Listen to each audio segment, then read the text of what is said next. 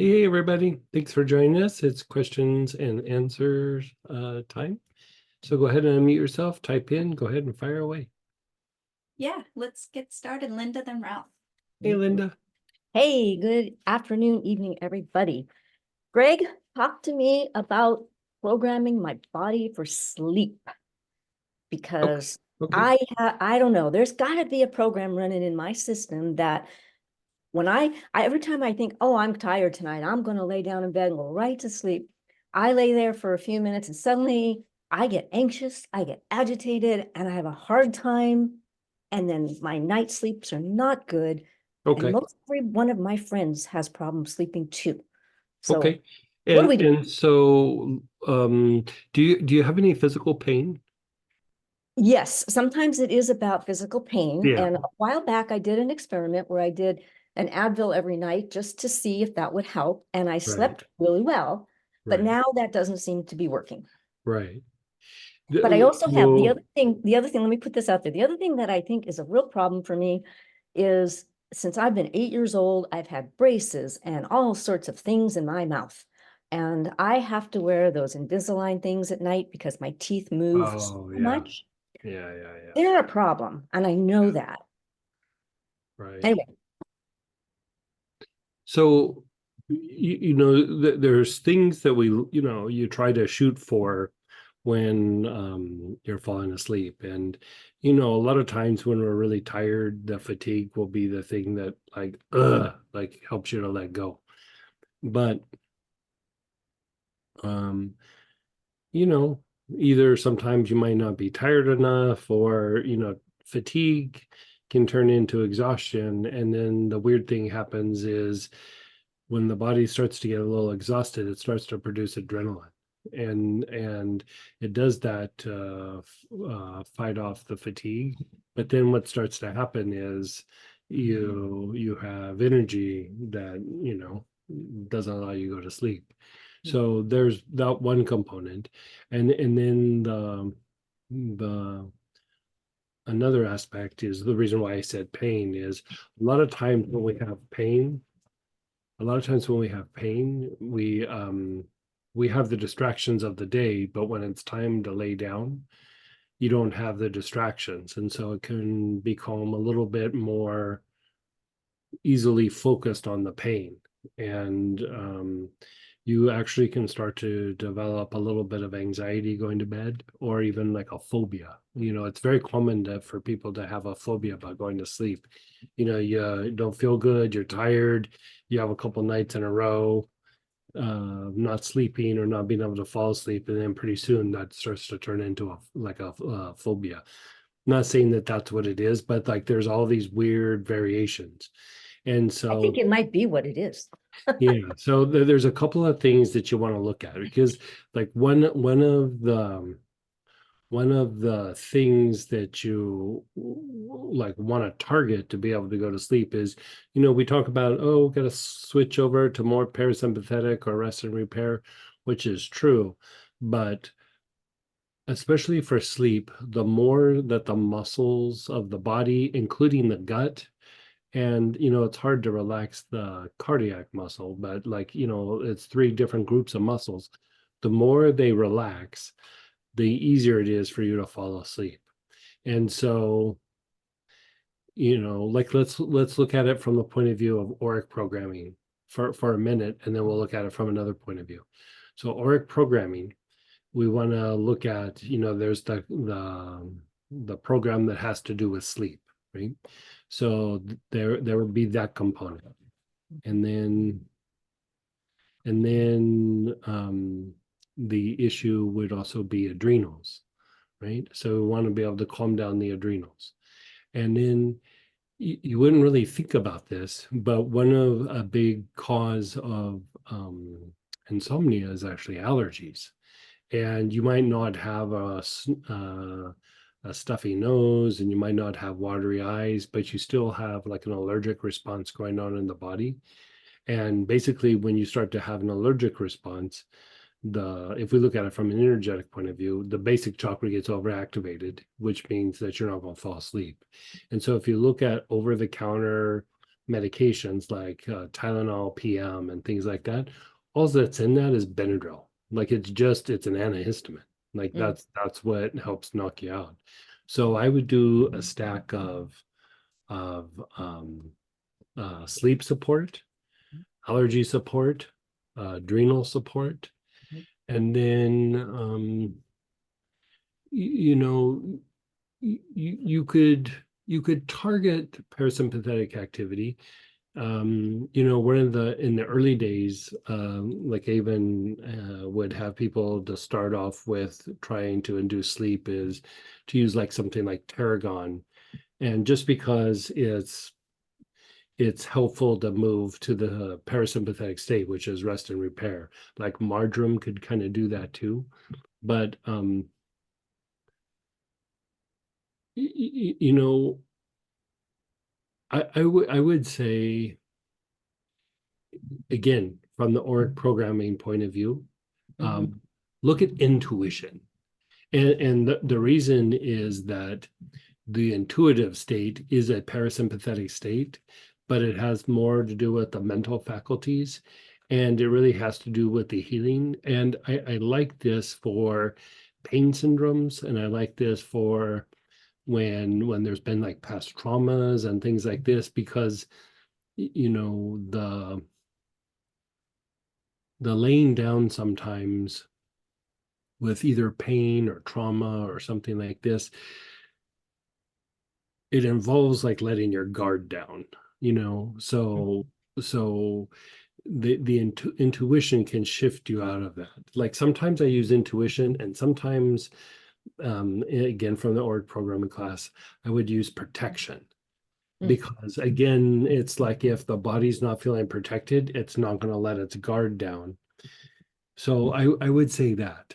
And then we can set that aside. You can do these other things together, but you could also try these separately. So, like those 4 or 5, like do like an Auric stack kind of. Because you were in that class, right? Oh, yeah, the yeah, org programming thing is yeah. fantastic. So I mean, I would give that a shot. And even what we do this weekend should be helpful, because it's it's developing the intuition of, like, all the things in the Auric programming class. There is a intuitive like counterpart to it, right? And so those two classes actually kind of just mash right up to each other. Like, how there's the 49 programs in the intuition and healing class. Those same 49 programs are there, but there's like the intuitive counterpart to it.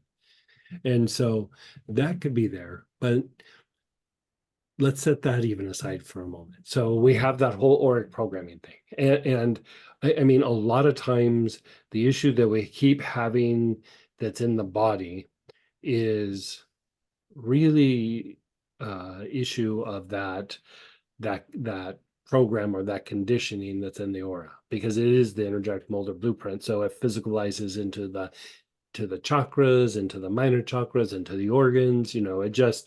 It just physicalizes. And so even sometimes when we go through and we resolve the physical issue or the chakral issue, or whatever that might be, it feels good for a little bit, but then the program eventually physicalizes again. So you'll feel better and then you won't, and then you'll feel better and then you won't. And really what we want to do is break the program, like break out of the, like in the old days, I used to call it the cage. Like you want to break out of the cage, want to live a cage-free life and, be free range. And so there's that component. So if we set that aside, because that can go with any sort of like kind of clinical or symptom oriented approach. So if we set that aside, I mean, part of why we're not able to fall asleep is that we're in too much of that sympathetic state. That parasympathetic state is harder to reach. And, a lot of times we look at it from the point of view of like, we need to tone it up. We need to make rest and repair, that part of the nervous system, have more tone. But when I look at you, that part of the nervous system is toned. So there's something not shifting. And so then you start going, okay, what is potentially not happening to be able to go into parasympathetic? What is keeping you in the sympathetic state? So, so you look at like breathing, and you look at all the things. But going back to the muscle issue, the when the muscles are tighter, or when you have pain, part of what happens is your muscles are tight for whatever reason. You're doing activity, or you have an injury, whatever it is. When they're tighter, that is associated with sympathetic or fight flight activity. It's associated with action. And Mhm. so you lay down and you go, okay, it's time to rest, but your muscles are sending a message to your brain. It's not time to rest. It's time to do stuff. It's time to be active. It's time to do whatever. And so, it's not just about spasms. This is, we were having a big discussion over the last like 3 or 4 weeks, actually, about some of these mechanisms. And I think you probably saw in the newsletter, I did that lactic acid flush, right? Yeah. And part of what that does is when your body is in fight flight, it's allocating like resources in your body to do certain functions, and it turns certain functions off. And one of the functions that it does, like one of the greatest areas of blood in your body, is in the digestive tract. But when you're in a sympathetic or fight flight mode, your body says, don't send blood to the internal organs. We need to run or fight. Send it to the limbs, right? Send it to the other parts of the body. So when areas don't get enough blood, but really more oxygen, when they don't get enough oxygen, the byproduct of it is it produces this lactic acid. Lactic acid is a byproduct of fight flight. And so it your body will keep performing even though it doesn't have enough oxygen. And so it produces this lactic acid. Then when you're done, you might be a little sore, you might be a little achy, you might be a little something, be it in your arms and legs or back, but also in your gut, in your respiratory tract.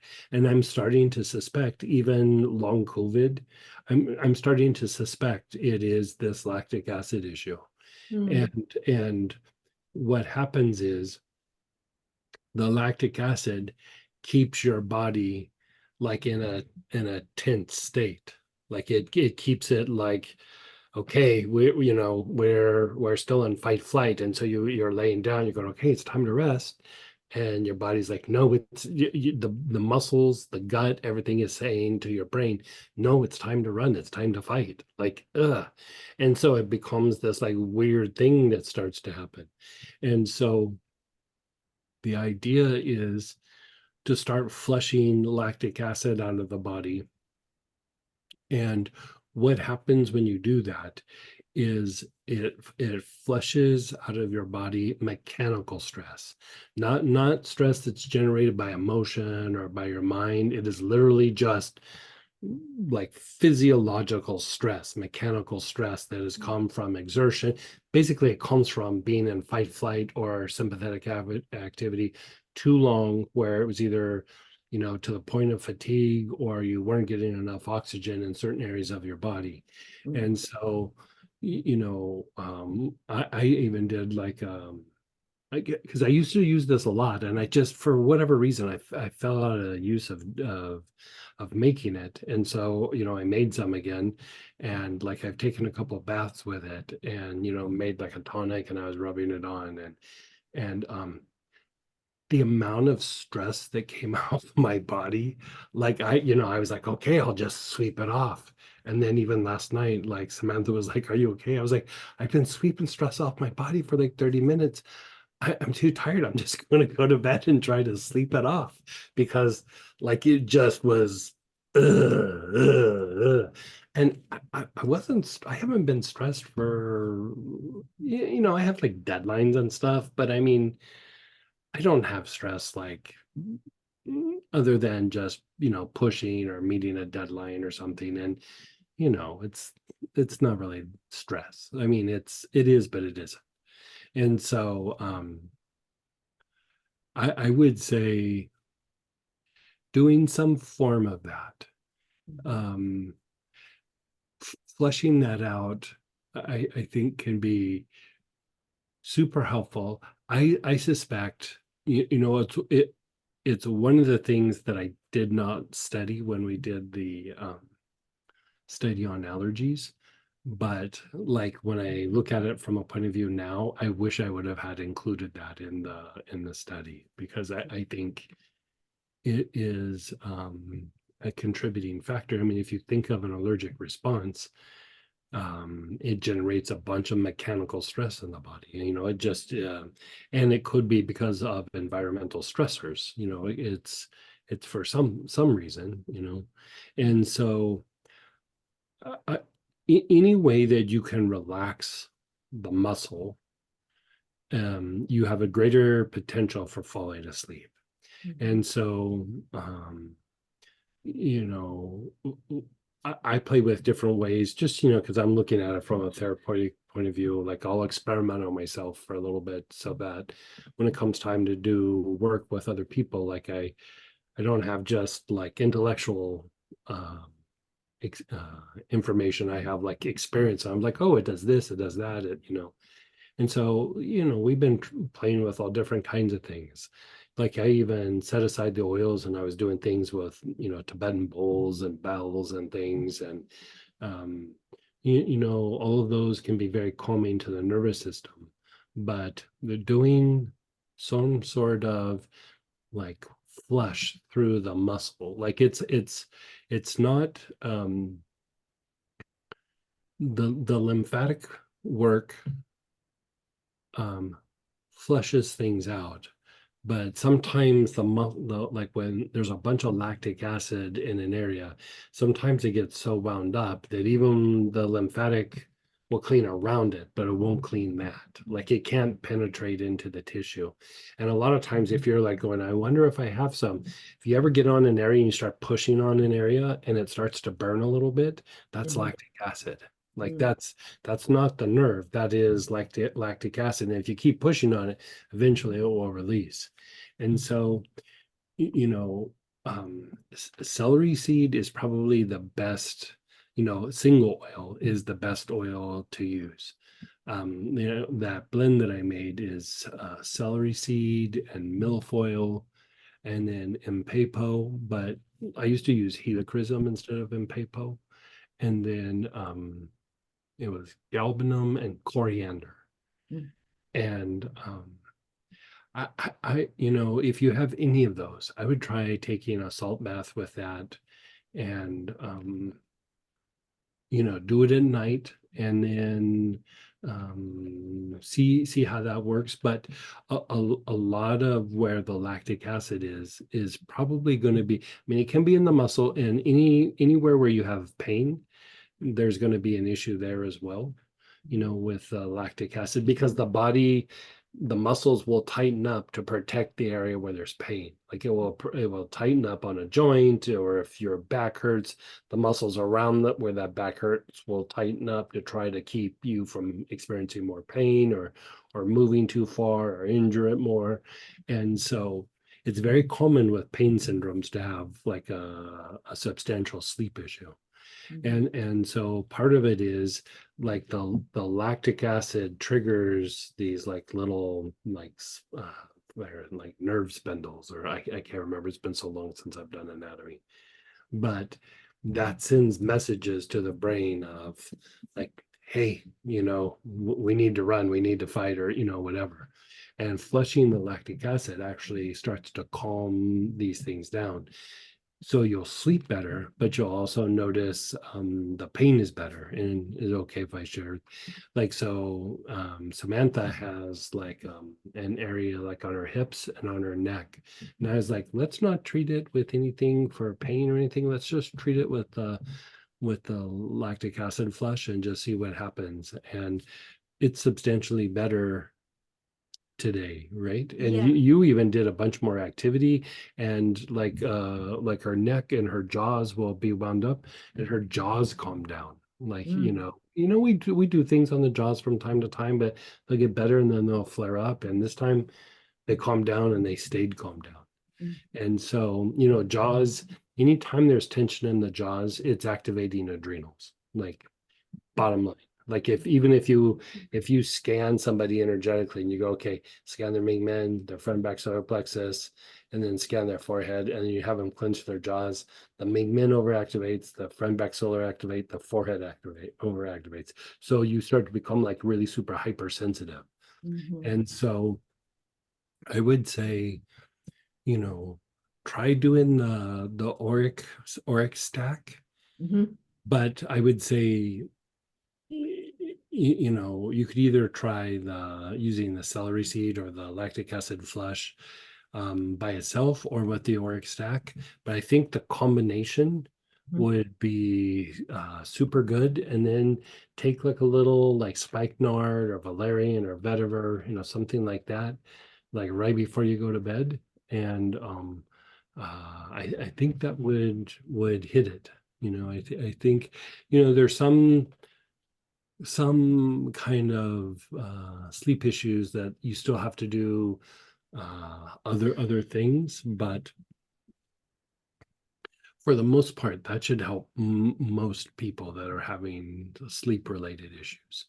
Okay. And I would even take a little bit of the lactic acid flush or celery seed internal, because um, a lot of times for people who might not have any pain, or even if you do have pain, some of the muscle tension is actually the digestive tract and not skeletal muscle.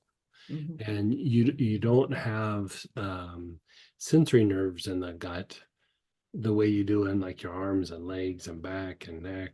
And so you could have crazy amount of tension there, or there's cramping or something, and if it's low grade, you won't even know. Like, it's you just, you might feel a little anxious, you might not be able to sleep, because if those muscles aren't letting go, then you're just not going to sleep. And if you look at some medications that have to do with anxiety, there's a couple of them that part of what they do is they relax the smooth muscle of the digestive tract and the respiratory tract. Mhm. And that allows the person to, like, be able to calm down the adrenals and the response. And so I would go down that rabbit hole and see how that treats you. I mean, the first night or two, it should improve, but like after treating that for like a week to 2 weeks, you'll probably, your sleep will be way different, you Cool. know. Okay. And if not, you've still set the foundation to be able to go and do the deeper work. Because even to do the deeper work, you still want like those things in place before you went through and started really tackling, if there was like an endocrine issue or nervous system issue. Like, you want to kind of clean all that up as much as you can, so that when you go through and treat the like potential deeper cause, then you're not having to like wrestle or overcome those issues as well. Right. Well, I've been doing the respiratory and digestive stacks, Uh-huh. and since we did the class, and those are so much better. I can just tell that there's Right. changes in my systems that are so good. And that's why I was like, how come I'm not sleeping better because of Right. that? So now I feel like, Right. okay, so this is the next step I Yeah, gotta do, I think. that's a good one And to tackle.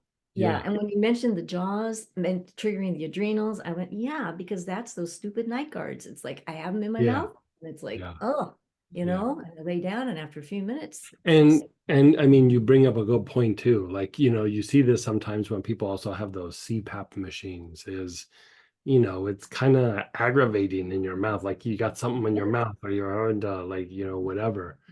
And yeah, how much longer do you have to wear those? Do you know? the rest of my life. This is Oh, the thing. It's like this is like yeah. a lifelong thing, and it's like if I don't wear them, then my teeth move so much, and then I end up Yeah. with bite problems and all the other stuff. So yeah. I'm trying to find, Okay, I let's tried to, let's try yeah, the thing that we're talking about yeah, and see yeah. if that helps. And um Because I do the marjoram at night, sometimes in the, right, way back on the jaw muscles like you suggested, and that's been helpful. right. And last week I started using the Paracelsus on the stomach like you suggested and inhaling it and doing that. And it's all And very, wow, and even that didn't help. no, it hasn't really made a change, right? Yeah.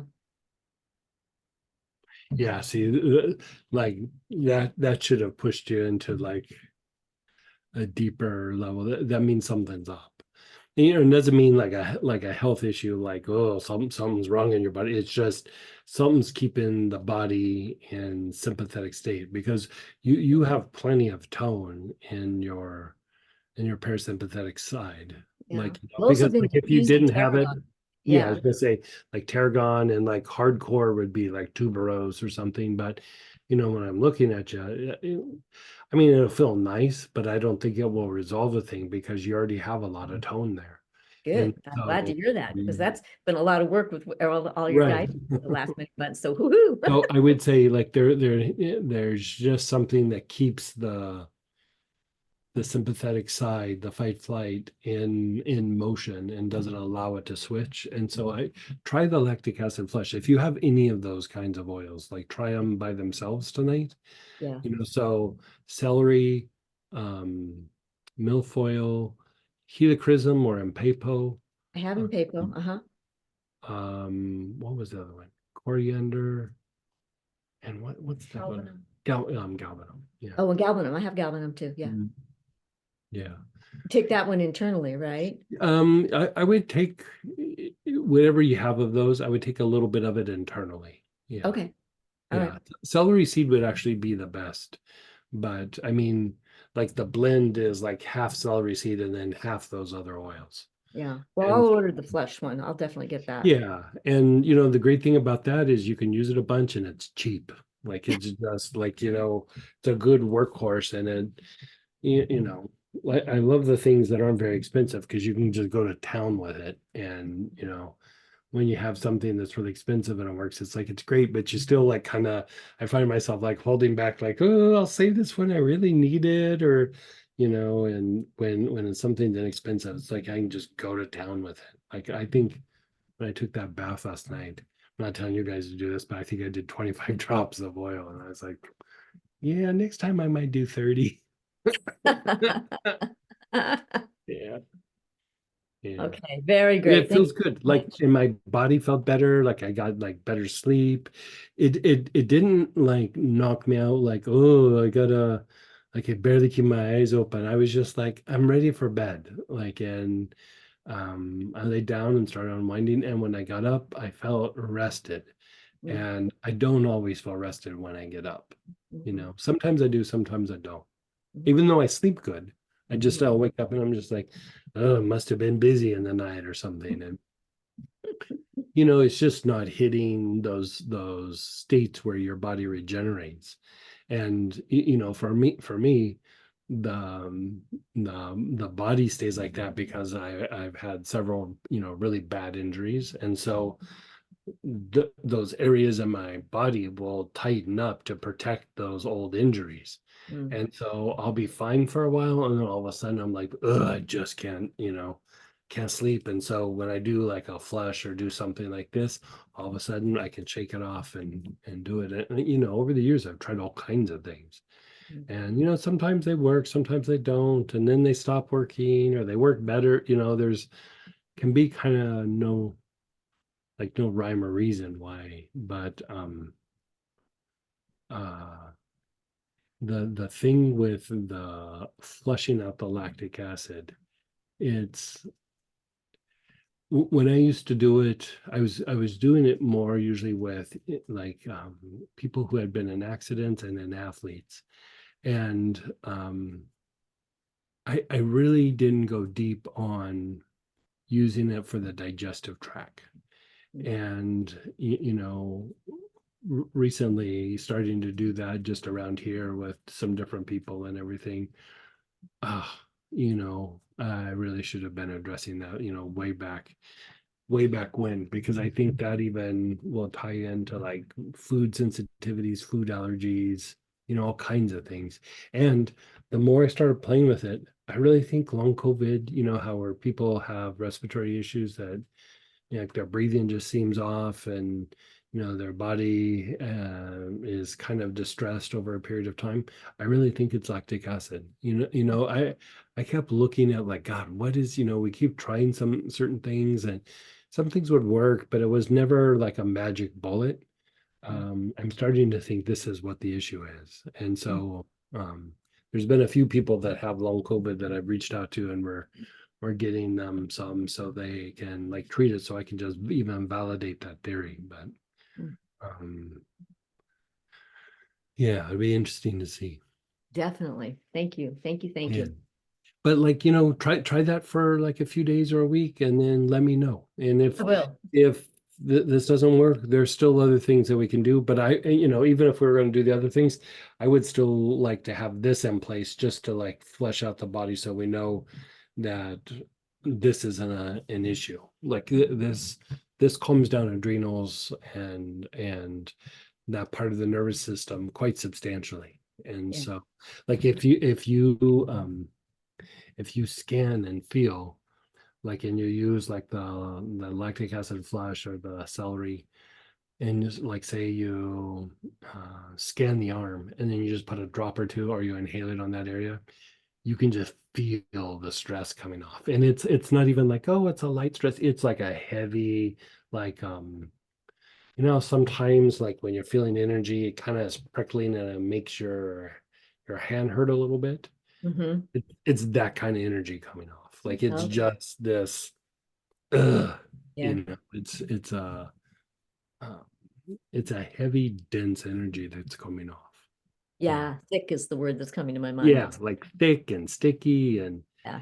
and the things in that blend aren't like known for being super energetic cleansers. So it's not that it's like, oh, it's expelling stuff out, but like when you flush the lactic acid out, the muscle relaxes, and then it just starts kicking off the stress energy. And Mhm. so, yeah. Great. All right. I'll let you know. Thank you Okay. so You're much. so welcome. And then go ahead, Ralph, then Christina. Hey, Ralph. Hey, Greg. Hey. Now, I went and had some blood work done last Oh, week. what'd they tell you? Well, I think my bank of bad habits is catching up with me. Um, First off, they indicated that I have low iron storage, but Okay. high lab markers indicate functionally high iron. So I've got some sort of a digestive problem. I'm taking digestive enzymes, and starting with that, I'm also going to get some of this lactic acid flush and Okay. do that. So with the iron issue, what I have found over the years is like if you treat the small intestine, Mm-hmm. that will actually help with iron related issues. Okay. And let's see, for you,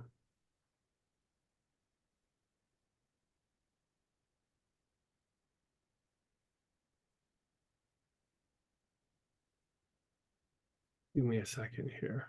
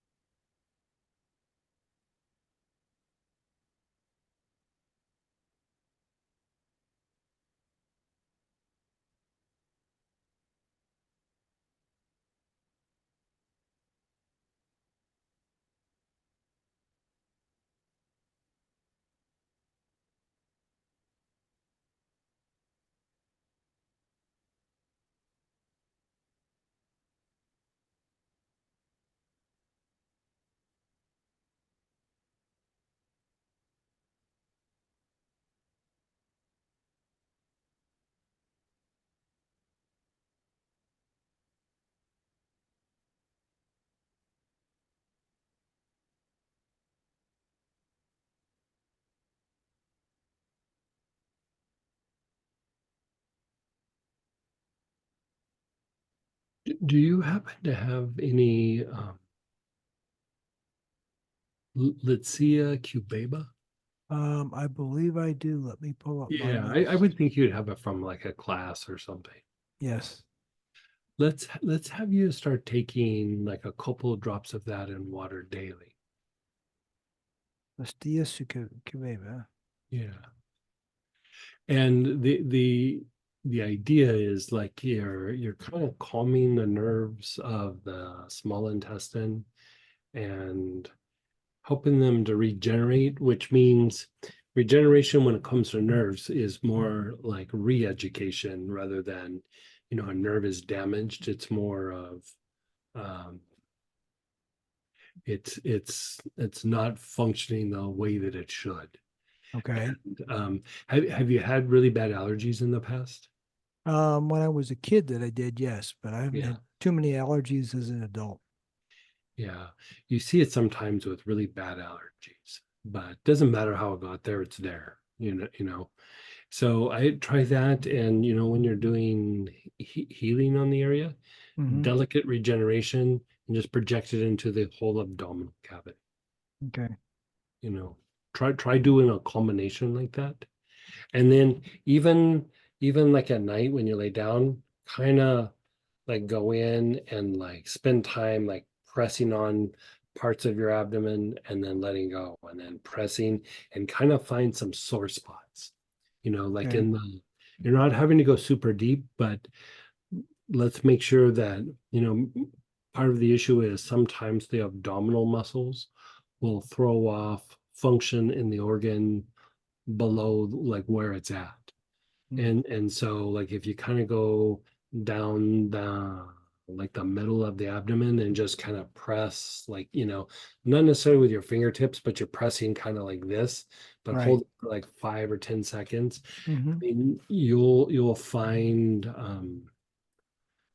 sore spots that you didn't know you had. And I would say start with compression and then even take like a little lotion or massage oil and then start like really slowly just kind of like sliding over certain areas and just see if you can't break some of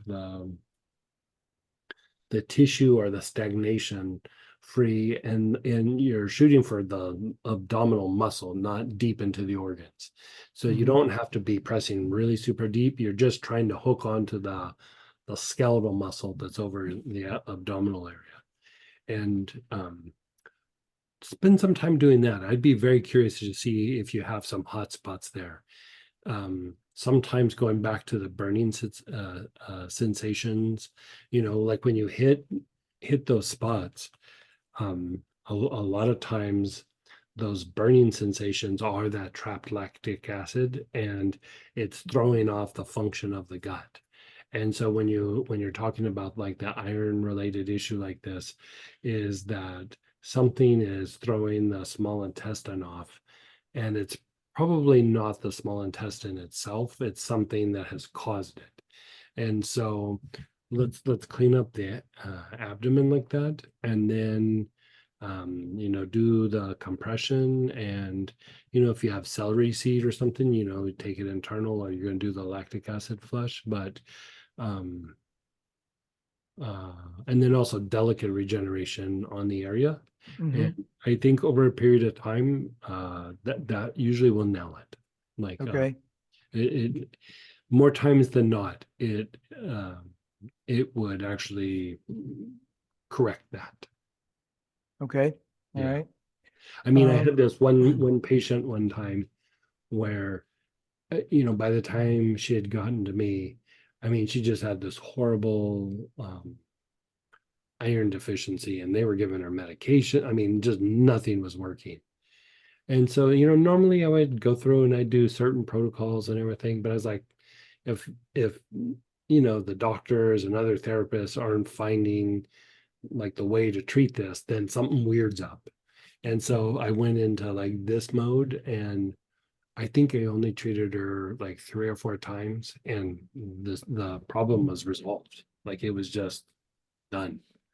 And so that small intestine, even like if you want, like go into like the advanced book, the MCKS advanced book, and you can see, like if you go to the digestive area, you can see like the image of where the small intestine is, and then really blast that area, and then massage in that area as well with the compressions and things. And that should really help significantly with that issue.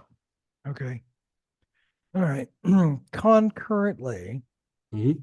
same time, I've got a problem with blood sugar, Okay, and so it's what she called pre-diabetic symptoms. sure. Let me Like what's your blood sugar at, or what's your A1C? hang on a second. Let me look through here. Oh, Okay, so the combination that was disturbing was blood sugar lab markers indicate ups and downs in blood sugar. mhm. And concurrently, lab markers indicate the adrenals were working at less than optimum function. Okay. Like the two were related. And that's Sure. what she was concerned about. Yeah, yeah, So she said, for right now, get off coffee completely. So I've done yeah, that. yeah. That was a good day and a half headache. Right. But anyway, I'm over that one now. Let me look at the lab and see if I can find the glucose levels. Got it right here in front of me. pH.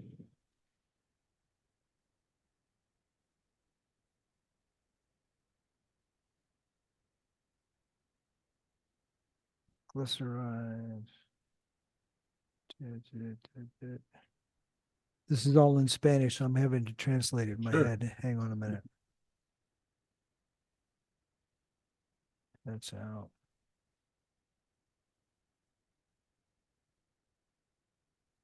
Would it be abbreviated GGT? I'm not sure. It's been so long since I used to read medical reports, but it's been so long I can't remember. Okay. Yeah. All right. But basically they said you're pre-diabetic, right? Yes. You're Yep. not diabetic. Yeah. It's So, not like I've got diabetic, but what the but person you're on the highway, and right. that off So, ramp so is, it's like, okay, yeah, off of all grains right now to keep the blood sugar levels from right, spiking. Basically no sugar, anything right, as much as possible we can get away with. right, Watch what fruits you eat so that we don't have right, blood sugar spikes. right. So is there an oil or Yeah, so I'm going to I give you just a got my Auric and somatic programming kit this week. Thank you. oh, And good. Yeah. so is there a stack I can do to Yeah, like track it? so the issue for that is I Yes. would do, see, you're pre-diabetic.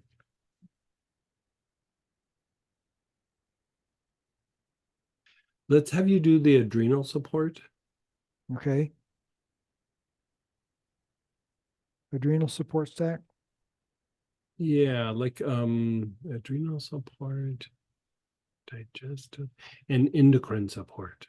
Adrenal and endocrine. Yeah, and because you have the small intestine issue, so we'll add in the ANS support for digestive system. So the ANS is just internally. No, you would still do the stack. Like if you look at the Okay. booklet, and Yeah. you know, Okay. not this weekend, but the following weekend, we're doing a 1 day where we go back through, and we're going to be doing it often with the Auric programming class. So Okay. like jump in on that class. It's just a one, I'm but signed up. yeah. I'm signed up. It's so it's the free review that Yeah. we're gonna just keep working the stacks like that. But do those three. So Okay. endocrine, Stay. digestive, so it's ANS support. Hmm. Um, Adrenal support and endocrine support. right. The Okay. ANS support is the digestive. I only have Okay. Is that it? Right, yeah, just the Oh, three. okay. Yeah, just the three. And so let's have you do that, but Mhm. let's also have you do there's some oils that kind of do that, but I haven't been super impressed with using oils for treating blood sugar, whenever we have somebody. So there's some herbs that work really super good for stuff like this. And I'd rather see you on the herbs than trying to knock it out with oils. Okay. And so there would be a combination of three that I would go for. And so one is called Barabine, like Beribene, I think. And it's like an extract out of like golden seal and goldenrod or golden thread. Like it's um it's like an active component that's in a few different herbs, but they make it into this substance. So Okay. I would say let's have you do it a couple of times a day. Like I'd say morning after your breakfast and dinner after your dinner. And we'll maybe even let's start with that. And then we might even have you go to like in the middle of the day, but get yourself a little glucose monitor, the thing from the drugstore where Mhm. you put the blood on it and it will tell you the reading, just so you can see where it's at. And you don't want to drop it too low, and you don't want it to you'll start to see where it's like things make it spike. And so you want to reduce the spikes. But Barabine, and then there's another herb called bitter melon. So I do like 2 capsules of Barabine, maybe 2 capsules of bitter melon, Mhm. and maybe one tablet of chromium picolinate, Hang on a second. Okay, so that was chromium. right? Bitter melon Mm-hmm. Got that one. and Chromium. Barabine. Yeah, I And got Barabine. okay, so those three that you're pre-diabetic, I mean, like you're basically going to take five, 2 Barabine, 2 bitter melon, and 1 chromium in the morning and at night. And so my a little bit of concern would be that your blood sugar could even drop a little too low. And so that's why I'd Okay. say get the monitor and make sure like you're not just like, overdoing it. And if so, just adjust. Okay. And so uh because by treating it a couple of times like that, you're evening out those spikes. That's the big thing, is like your doc said, you don't want the big spikes. It's going to always go up after you eat, but you don't want it to go crazy and then come back down. You want it to kind of go up and stay like relatively even keel. Okay. So those herbs work way better than any oils that I've ever tried to use to treat that. And so I would say do that. And then if there's an adjustment, then we would adjust the dosage of those herbs. You probably won't need to get a different herb. It's just how much are you going to take of each one. The thing with the bitter melon, just as a heads up, it will probably make your appetite like diminish. Like you might not find yourself as like hungry as much. And so if you have like cravings or something, you could actually even add a little bit more of the bitter melon.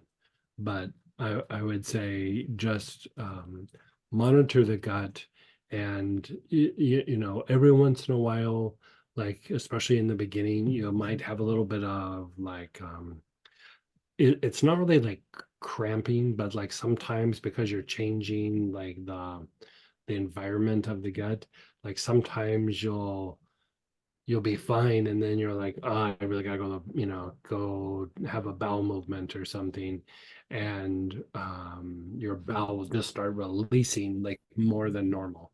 And it usually will regulate within a week or two, right? If that even happens. I'm just giving you like a heads up. Like just, if it starts to happen, you can always adjust. I mean, because you're pre-diabetic. So it's not like you're really trying to like knock, super high blood sugar down or something. You're just trying to even it out.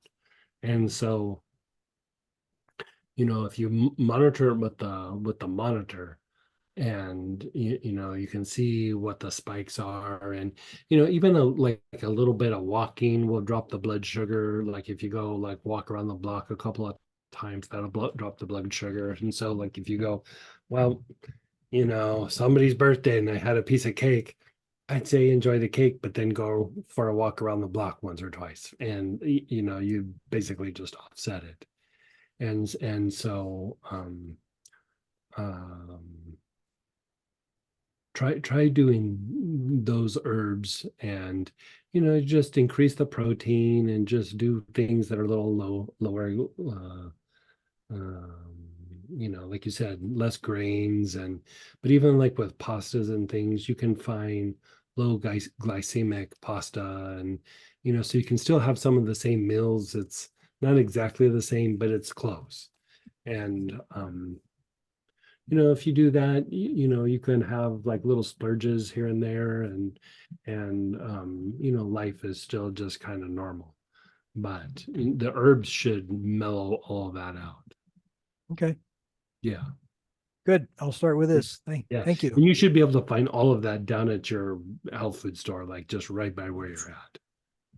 Okay, Most health, bare bean especially, but sometimes bitter melon, they might have it, they might not, but everybody has a chromium usually. So you might have to hunt down bitter melon a little bit, but it's still common enough to where people usually have it in a store like that. okay. Yeah. Yeah, we got a pretty good one of those down here. So Yeah, I'll check perfect. that out. Yeah. And then keep me Excellent. posted, All right. keep me posted. Let me know how that goes. All right, I'll let you know. Thank Okay. you. You're so welcome. And then go ahead, Christina, then Dan. Hey, Christina. Let's get you unmuted. There you go. You're good. Oh, okay. Hi, Greg. How are you? Hey, how are you? Good.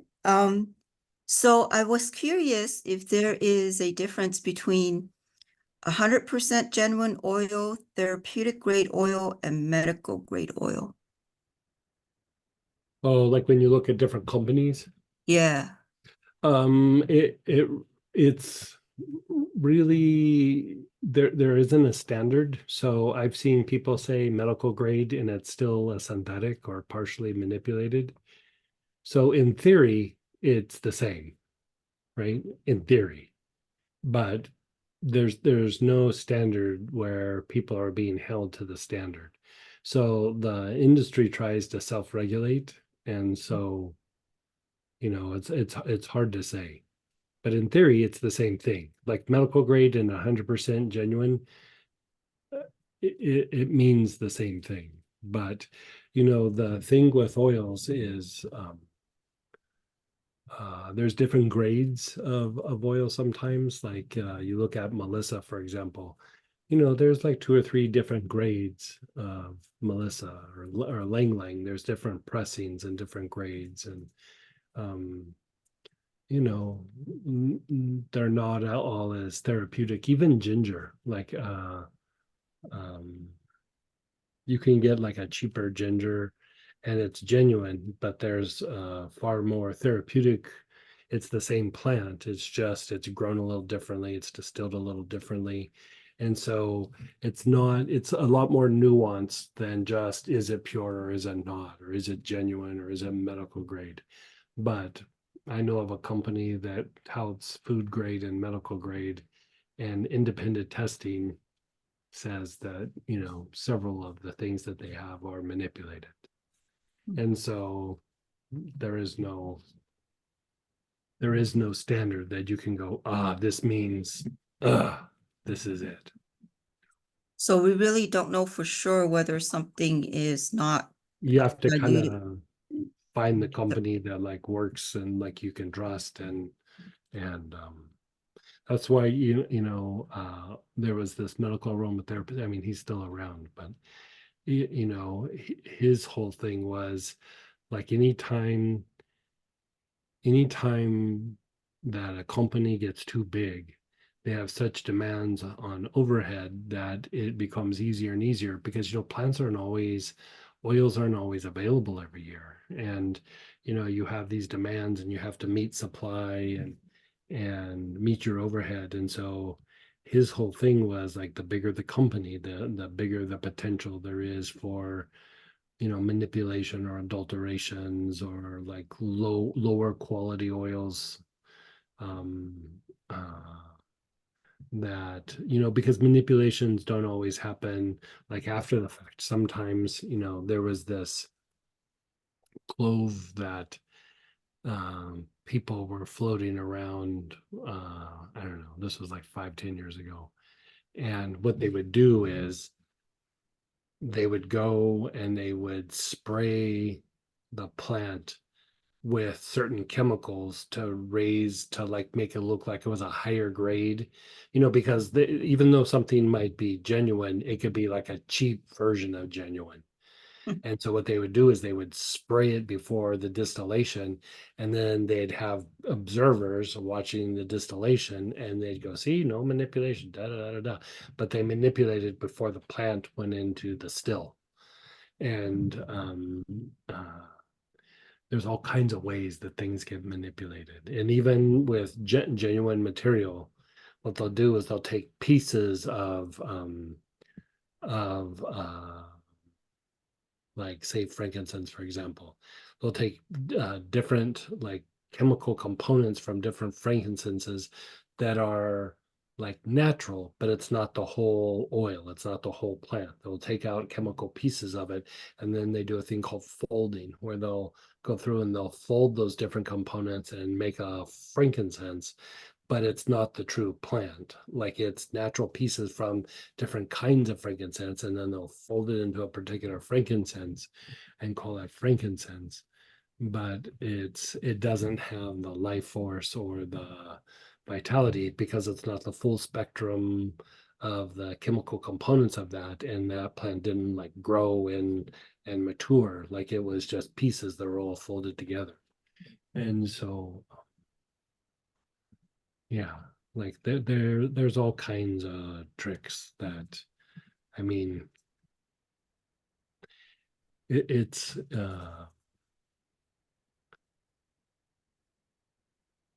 when I'm doing the buying for all this stuff, you really have to be on guard. Like, you really have to be on guard. I mean, if I'm not sure, we send it off to testing. Like, most things will come with like when I buy them, they come with like the chemical like breakdown, like the analysis, but even those get faked.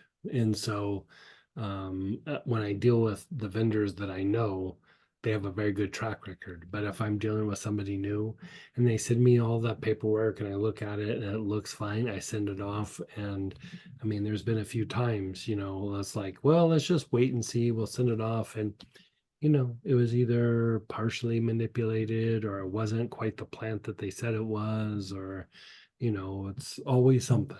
And so, yeah, there's not a clear cut, this is what it is. Like, when you see things that are like rosemary, for example, I've seen rosemary being sold in retail stores for cheaper than when you can get it from the distillers, you know. And so how does that even happen? You know, the only way that happens is if it's manipulated.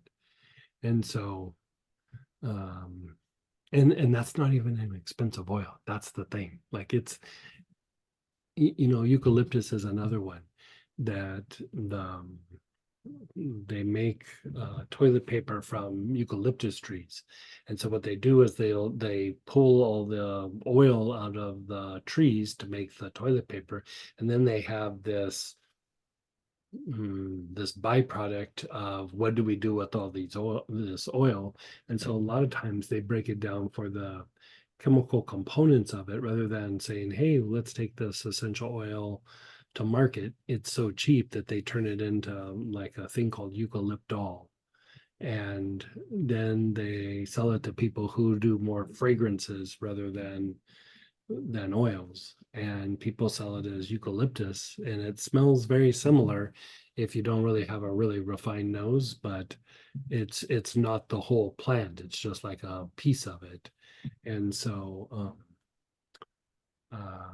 again, they can call that genuine. It's just not the full spectrum of the plant. You know, so again, it's there's no clear cut way to say this is this, unless you know you're getting it from a person who knows what they're doing, or you do some testing or whatever. And you know, and like to test it, it costs like, when I send a sample off, it's like $300. It's like, it's not like it's a little $25 test or something. I mean, it's, you know, it's That's up. that's a little chunk of money. And if you start going, well, you got to do that every time. And so when you buy things in bigger bulk, it makes more sense. But if you're just buying a little small amount, sometimes, you know, that test isn't very practical. And so, you know, you just have to kind of figure it out. Yeah. Yeah. Oh, how interesting. Okay. Yeah. I mean, there's companies now that I don't think there's any in the US, but most of the essential oils come from outside the US. But there's companies now that have like this you know, they're the ones doing shady stuff, right? And like Melissa's a perfect example. Monarda's a perfect example.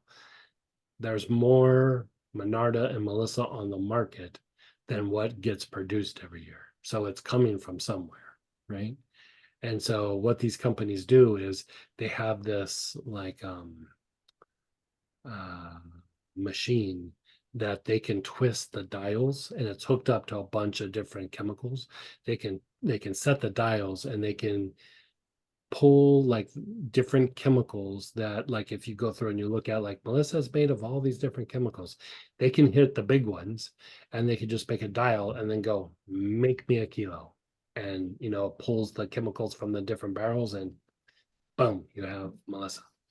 And so in the old days, people had to be skilled at making the fake stuff. Now they have computers. It's like, it's really hard. Like, you know, me and a buddy of mine, we were looking at Narcissus, and we were looking at two samples, and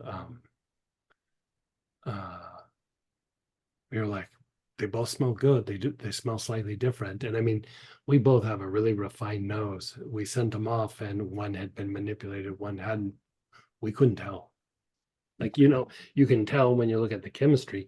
I suspected, because I was feeling the energy, and I was like, something's off with this one. But, you know, it could just be that the plant wasn't as vital.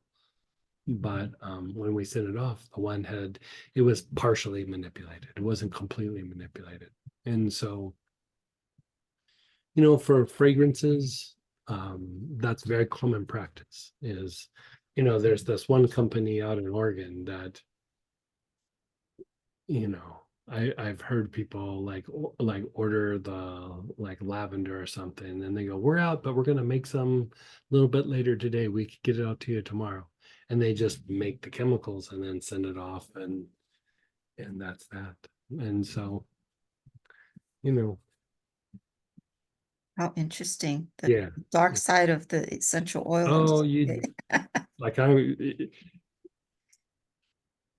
a lot of people that I buy from when I go direct, it's like dealing with gangsters and thugs sometimes. Like, it's not always, yeah. Wow. I think we're all about healing and everything, you know, like some areas, this is their main source of revenue in a particular region. And, you know, mm, it can be a little bit of a rough thing. I have buddies that used to go and buy from certain vendors, and they said it got sketchy. You know, they were like dudes with guns, and you know, it's not always, you know, I never see that part, but um yeah, you have to keep your wits about you, like when doing these kinds of things. And so food grade, medical grade, therapeutic grade, you know, 100%, 100% pure means nothing. Like it, you know, there was a company that went through and tested on a lot of companies that said 100% pure. A lot of them were less than 5% genuine material. and then, genuine and authentic. They're all shooting for that same idea, but usually you have to look at, because I know of this one person who really genuinely thinks they're doing uh, they're genuinely trying to sell the best oils that they can. They're not shrewd about like how to buy it, and all their stuff has solvents in it, all of it.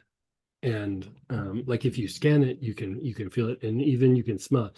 The scent isn't as strong, but um, they're not doing it on purpose. They just don't know the difference.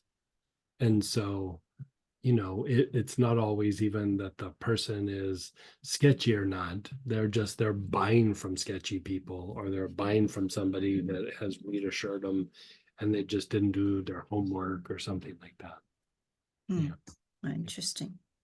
Yeah. So in your workbooks, you talk about the salt scrubs and how to make them. Is there any particular number of oil drops that you put in there? It depends on how strong you want to make them. Like when I make, like if I make like a half batch, which makes about seven containers, which are, how big are a container? 16 ounce. Yeah, they're 16 ounces. So it's basically like six of the, like when you go to the grocery store and you buy the container of salt, like the Morton salt or whatever. So six of those with some glycerin or liquid soap or something. I put about 25 mils of oil in there. And then I put holy water and stuff like that. But so if you break that down, about 4 mils of oil per container. So You don't I've have- seen, You don't have to make it that strong. Like I make salt scrubs really strong. Most people don't make them that strong. oh, okay. So I've seen some recipe that put like avocado oil or some kind of oil. Is that for Yeah, the skin? you can do that. The issue is that like when you use a fatty oil, like that's a very old school way of doing it.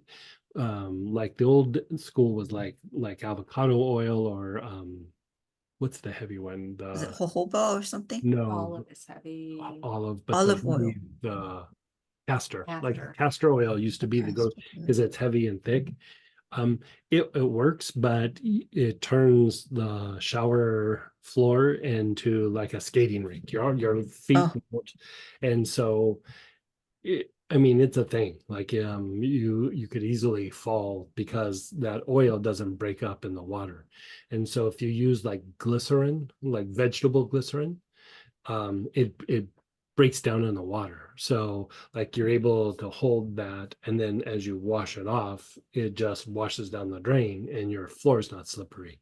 So the other thing you can use is some sort of liquid soap.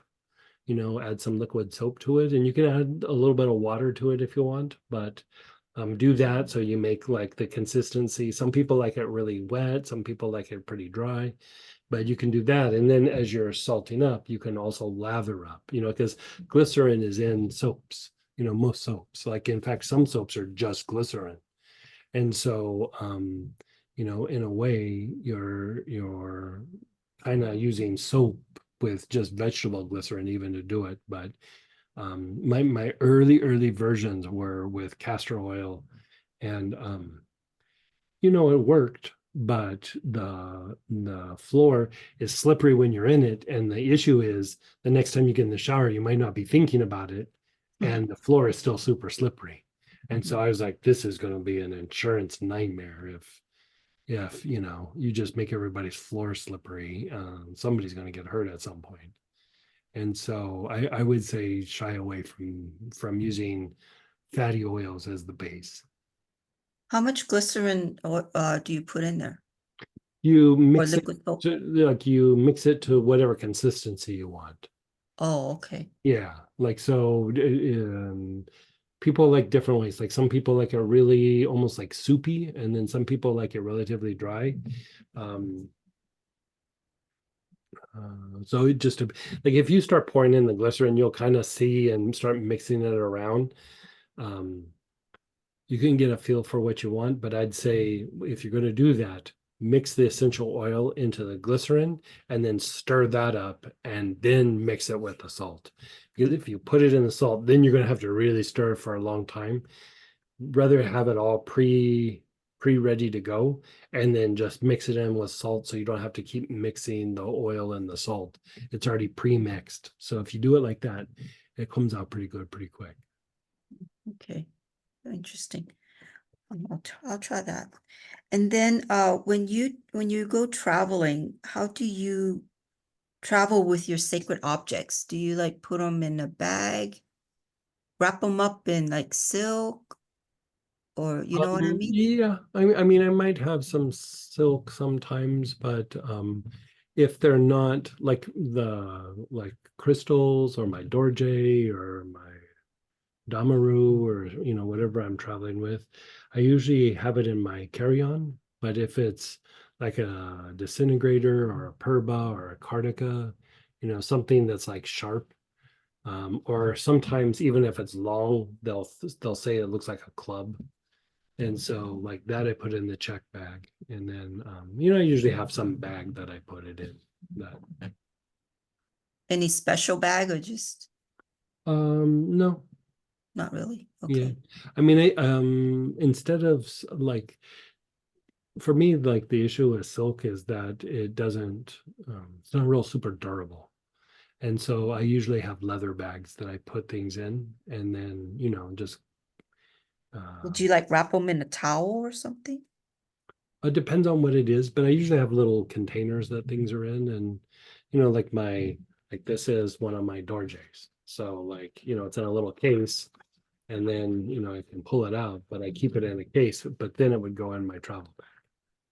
So are those case specially made or No, no, this is not just really? a pin case. Like for fancy pins. It's just Oh, a pin okay. case. So I have all kinds of like little containers and cases, and I just go, oh, what am I gonna do? And I just start pulling off the like Oh. sunglass cases work a lot. Pencil cases work good a lot. And then if you need bigger, you just find cases that work kind of, if you go to like Michael's or something, that craft store, you Mhm. can find like little weird cases and stuff.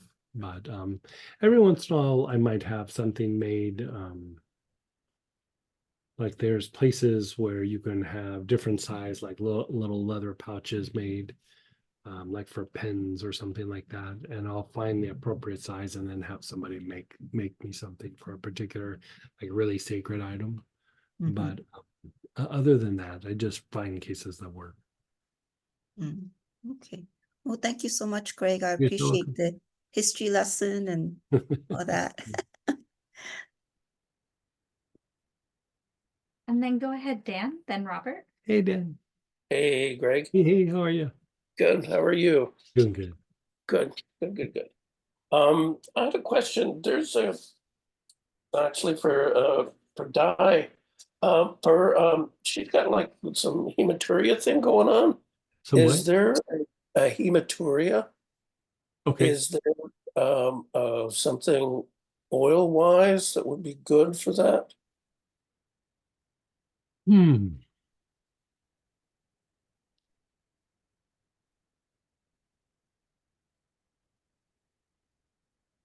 Let me dive into my notes. Like off the top of my head, I can't really pull anything up right now. Let me go through my notes and I'll shoot you an email tonight. Okay. Okay. Yeah, Great. yeah.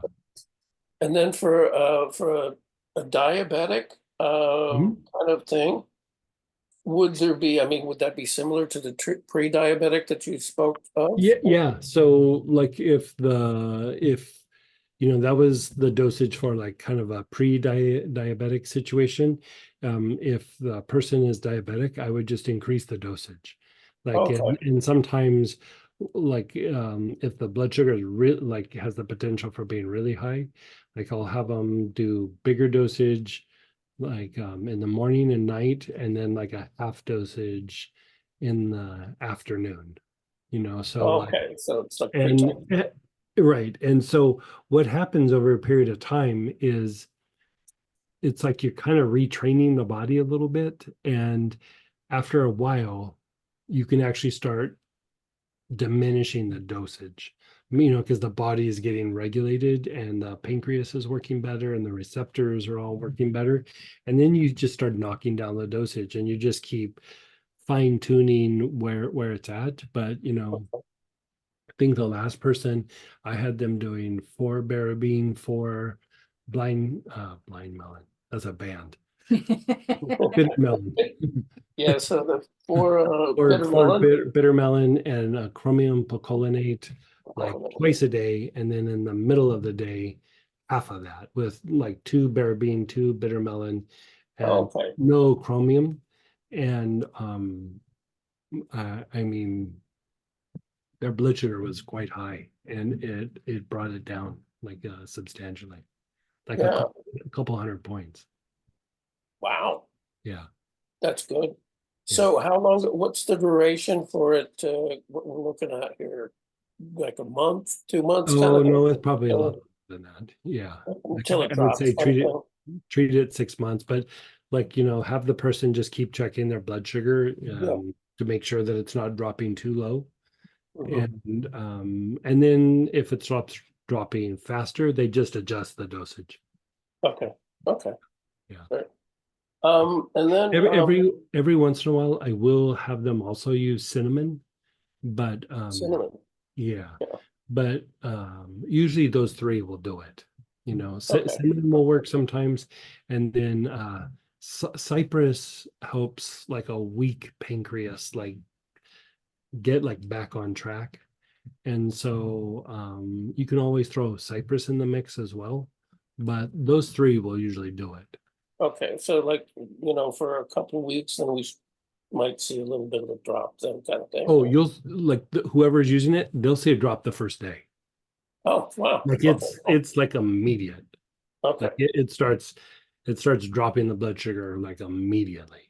so even starting with the twos, like be twice a day? Starting with the 2s, it will drop. It won't drop that much. Like it will drop some, but over a period of time, if the blood sugar is not super high, then Yeah, it's that not might be really enough. it's not really that high, like Okay. super high, Yeah. so. Yeah. Okay. Well, and the thing is too, is like if the person's on insulin, Well, you may be able to use the herbs to reduce the insulin a little bit. okay, Yeah. But I mean, I'd work that out with the monitor, the blood sugar monitor, and then, Right. make sure you're not overdosing or underdosing. okay, Yeah. okay. Another question too, with, actually, one of my colleagues at work, he's having like some sort of spinal, I don't know if it's like a calcification or nerves. He's coming up with an MRI. The doctor is saying he's got something, like the 5th nerve, which I'm thinking is like the 5th cervical, Mhm. vertebrae, somewhere around in there. Mhm. But he's like kind of really close to losing the ability to use his right arm, kind of thing. Oh, So, wow. yeah, he went through like a physical therapy because he was having this weird kind of situation. And when he went to the neurologist, he said, stop the PT. You've got to really kind of we got to take an MRI and possibly have surgery. So I'm wondering if there's anything, oil wise, herb wise, or anything. Yeah. That pain soothe blend. Yeah, I would use that like either neat or in a body tonic, on like the whole back of the neck and the shoulders and even down the mid back a little bit. You can Okay. even actually rub it even on the front part of the neck.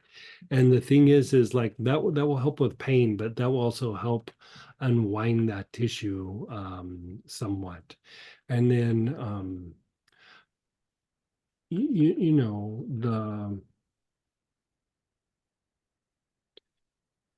does he have any sort of heart palpitations, AFib, anything like that you're well, he just went through a bout of AFib in, okay. So he has an electrolyte deficiency. Like I Oh. guarantee you, like, and that's part of the spasms and things in the neck. And so have him like take daily, like not just like drink things with electrolytes, have him take electrolytes like every day, like probably even twice a day. Just to like balance out the electrolytes. He doesn't have to do massive dosages, but I would have him do electrolytes. That's it's gonna the lack of electrolytes is gonna cause muscle contractures and soft tissue issues and like clamp down on the joint. And it's not causing the AFib, but it's definitely making it like worse. And in extreme cases of electrolyte deficiency, it is the cause of the AFib. Well, because he went through AFib, a real almost 4 weeks AFib in December. Mhm. But he converted on his own. They were going to do an ablation, but it Mhm. converted on his own, which was a good thing. But Yeah. the AFib, as far as I know, hasn't come back since. So, Okay. Yeah, but even that it was there, yeah. still like I'd have him do the electrolytes. Yeah. Okay. Okay. Yeah. I mean, Oh, you know, the electrolytes are a pretty like safe thing to be doing, and it's not like you're throwing a medication at it or something like that, so it won't right. mess with the meds if he's on meds, but it should be helpful. And if not, it's like it's not going to do anything negative. So Great. Okay. yeah, Thank you. yeah, keep me posted on that. Okay, I shall. Thanks. Yeah. Okay, take it easy. And go ahead, Robert, then Chris. Hey, Robert. Hey, Greg. So lots of interesting discussions going on, and my mind's turning on several of these. Mhm. But I first have a couple of general questions to make sure I understand, and then I have some specifics for me. Okay. So if we talk about Auric programming, I know we can do stacks daily and the standard protocols daily. Did you say one advanced per week typically? Yeah, I mean, you could do it more if there was like some really serious thing, but it's energetically, it's very strong, and you're Okay. making your body shift. In extreme cases, you could do it twice or three times a week, but I wouldn't do it like week after week after week after week. Okay. But if you're trying to pull something, out of the downward spiral spin, yeah, you could do it more. But I wouldn't make a big habit of it. It's just you want to give the body time to like acclimate and adjust. And energetically, it's moving a lot of energy. And so Okay. you want the person to be able to like process. If the person's energy body is a little refined, you could go a little bit more often. But even then, I wouldn't do it more than a few weeks in a row. Okay. Yeah. So it's interesting that one of the questions was about sleep and pain combination. Mhm. I'm having ongoing problems. I'm approaching, I think, 9 or 12 months, somewhere in that range right now. What my physical therapist is explaining is I have scoliosis, and my left hip is not rotating freely in the socket. And so Mhm. I'm getting sciatica on my left leg, primarily when I lay on my side to sleep Right. or when my left leg pronates outward. Right. And so that wakes me up in the middle of the night, and I can eventually get comfortable and go back to sleep, but it interrupts my sleep, and therefore I don't wake up rested most of Okay. the time. And you tried like a pillow between your legs. Did that change anything at all? It got very uncomfortable, and I got tangled up in all the blankets, and Yeah. it wasn't worth it. Right. Uh, Gotcha. I hear you. it's also impacted I hear by you. the Right. firmness of the bed. We were Right. just staying somewhere for a week, and the bed was a little softer than I like. So the pain built up, and I overexerted myself, so the pain built up. And Right. it's getting better now after several days, but how do I approach this with Auric programming or something else for that matter? Okay. So And when you we've been talk about doing Mhm. we've been doing the pain stack Mhm. several times a week. Splendor, sleep, nerve help, and enteric support. Oh, good. And it helps, but it doesn't seem to make things Right. It's not better completely long term. correcting it. Right. Right. And so the scoliosis, is it just because of like a hip was elevated for a prolonged period of time, or We don't know a cause, yeah, and it's not severe. It's relatively subtle, but it's there. okay. And do you have any endocrine issues? I am type 2 diabetic, borderline. My A1C at last check was 6.2. Okay. And I've just recently made a shift on medications, but it hasn't impacted the pain. The Okay. pain was here before the shift. So, a lot of times something like this is there's been misalignments that have been there for a while. And then, because of the hip being elevated and potentially a shoulder maybe elevated or not, it can throw like these little slight curves up the spine somewhat. And so, you want to kind of undo like the muscle memory or the fascial pattern with that. And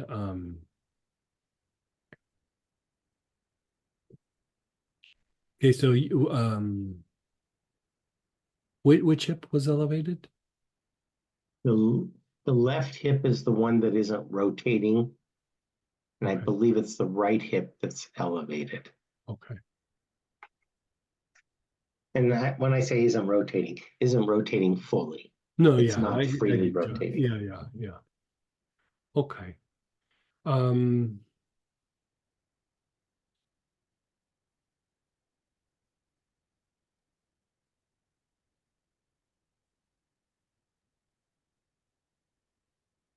so you want to kind of be able to go through and like unwind the fascia, unwind the you could do it a couple of different ways,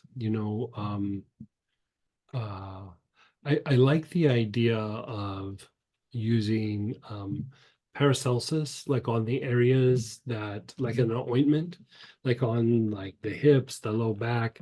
Like I'd even have something like, your wife like rub it up your whole spine, and then use something like the trigger point blend or helichrysum or ginger, like and inhale that a whole bunch. Cedar would even work, like inhale it a whole bunch.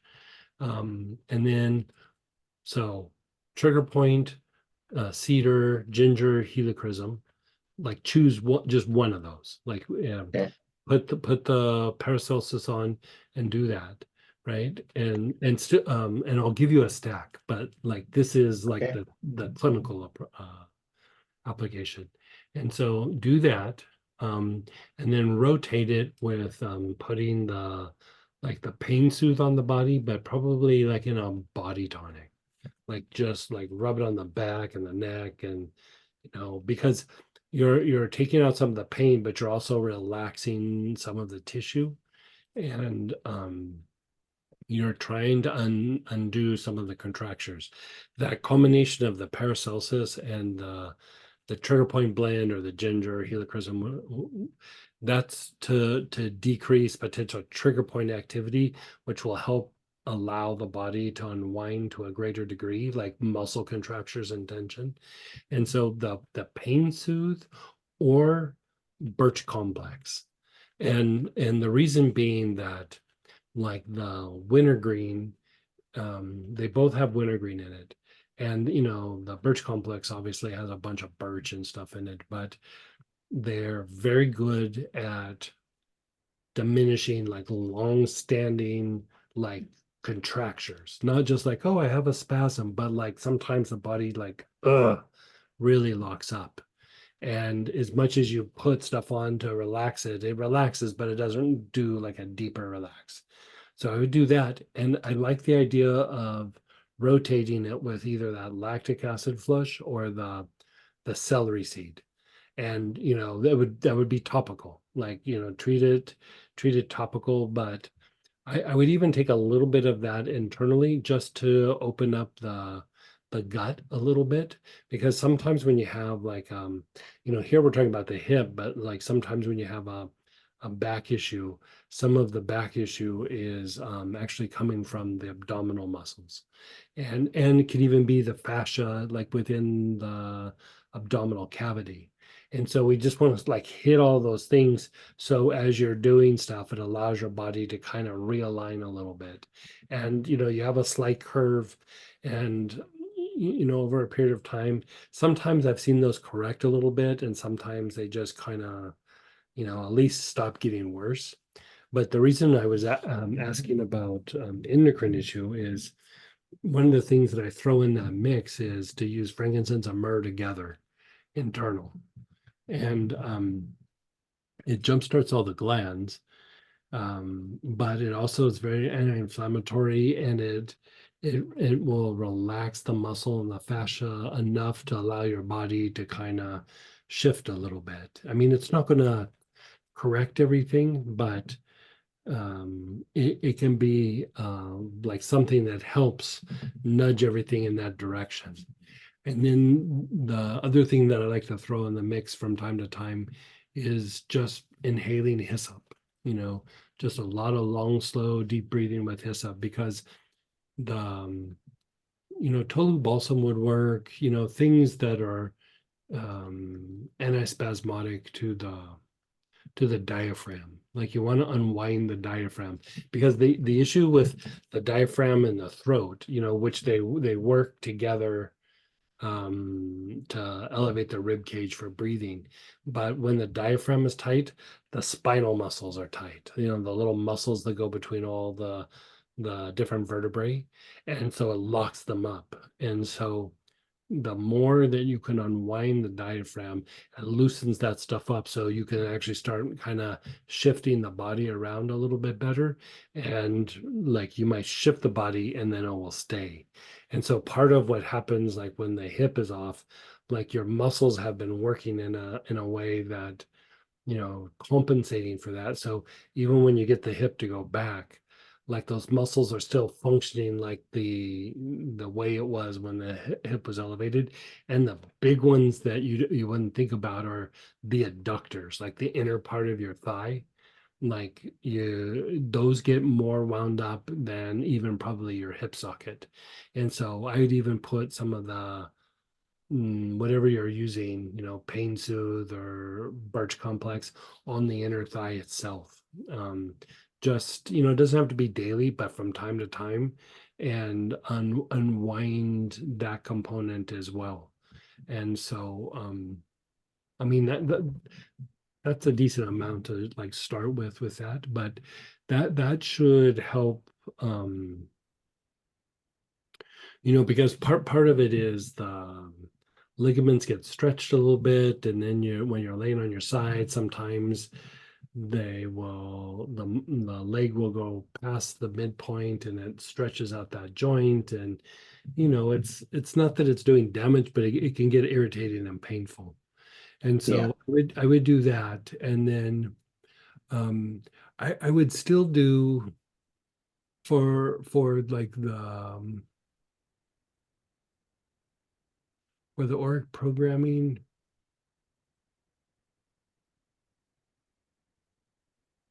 I would still probably do the one that you're doing and just add this stuff to the protocol.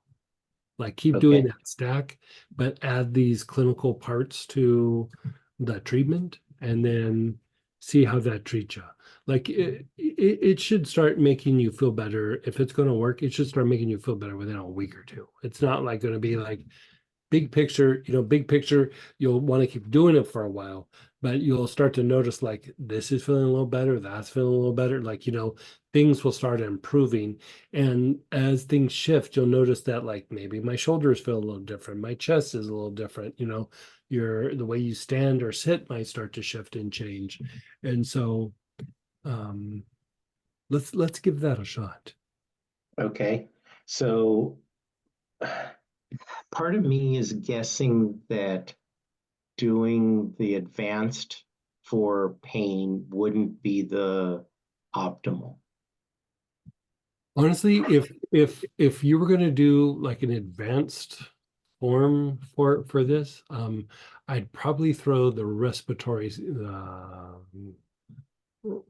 system, the pulmonary stress support. I would throw that as the big like advanced version of the Auric programming, because you're going to hit the diaphragm, you're going to hit the throat, you're going to hit lung expansion, and with that, it loosens up the spinal muscles. Okay. So I think tonight I'll start with the pulmonary stress and Yeah. start gathering the other oils and doing what I can of those. Yeah. And then after today, go back to the pain stack. Yeah, you can do the pain stack like during the week as like maintenance, but I'm with stuff like what we're talking about, I really like to go after the diaphragm. Like Okay. that's it's almost like if there's three muscles, like the diaphragm, the psoas, and the sternocleidomastoid. If they're having a bad day, you know, what's that saying? If if the wife's not happy, nobody's happy, or whatever that is. If the psoas or the diaphragm or the sternocleidomastoid aren't happy, your body is not happy. Like a bottom line, it is not happy. Okay, And so I'm going to recap what I think you said, just to make sure I got it. Mhm. Paracelsus ointment on the whole back, trigger point, sustained inhalation, when you put that ointment on, yeah. when you put it on. Yeah, like you could just do that as like a little protocol, like put the Paracelsus on. I'd even throw some on the abdomen too.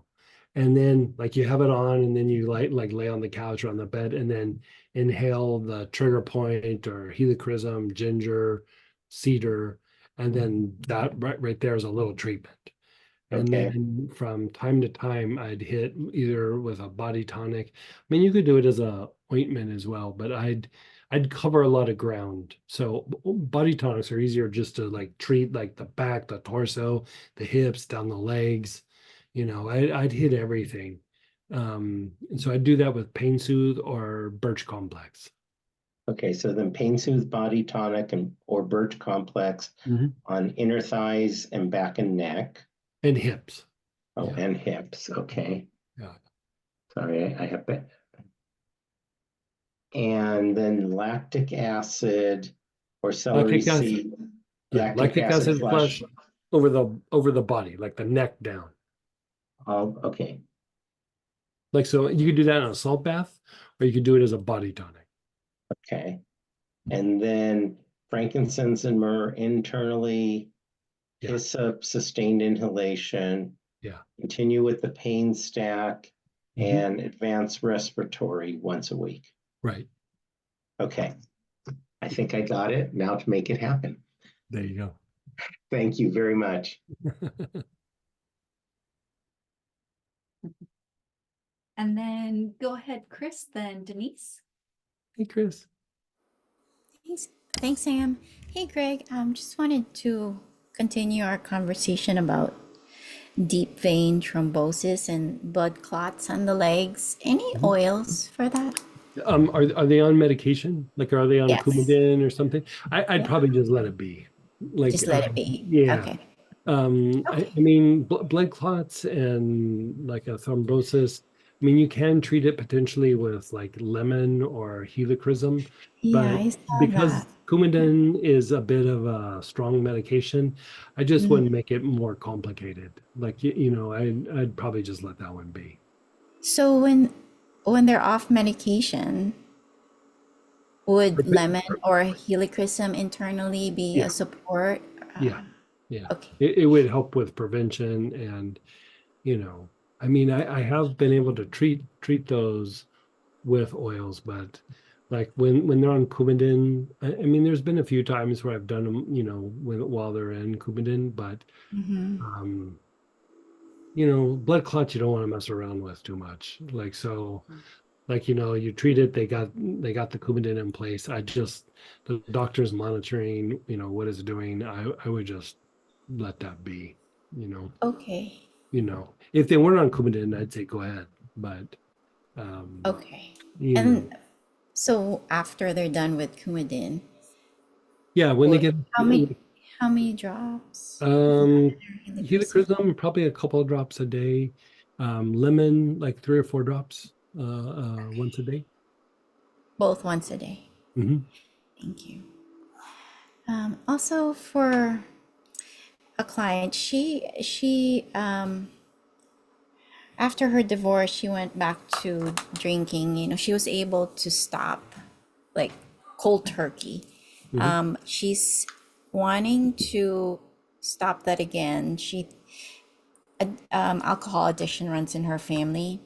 So anything to support that in terms of oils? You know, like, do you think she's doing it because of pain or like, Yeah. emotional pain? Okay. Well, yeah,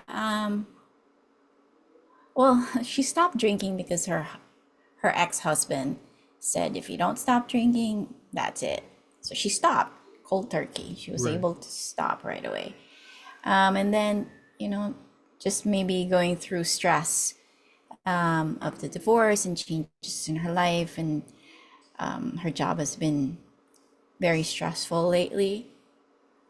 She's resorted to, drinking here and there, and it's become a habit now. But Okay. she said, I think I can stop. And she was the one who Is there came any other forward. is there any other health issue going on that you're aware of? No. Okay. And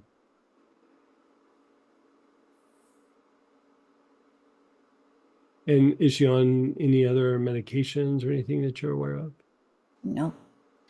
I would do a couple of things. Okay. I would put that person on some St. John's wort. I would have them take like 2 or 3 drops, maybe at least once a day, if not twice a day. And then there's this herb called kudzu, like Kudzu. Kudzu. Yeah. Okay. Like two or 3 drops or 2 or 3 capsules twice a day. That will diminish the craving and the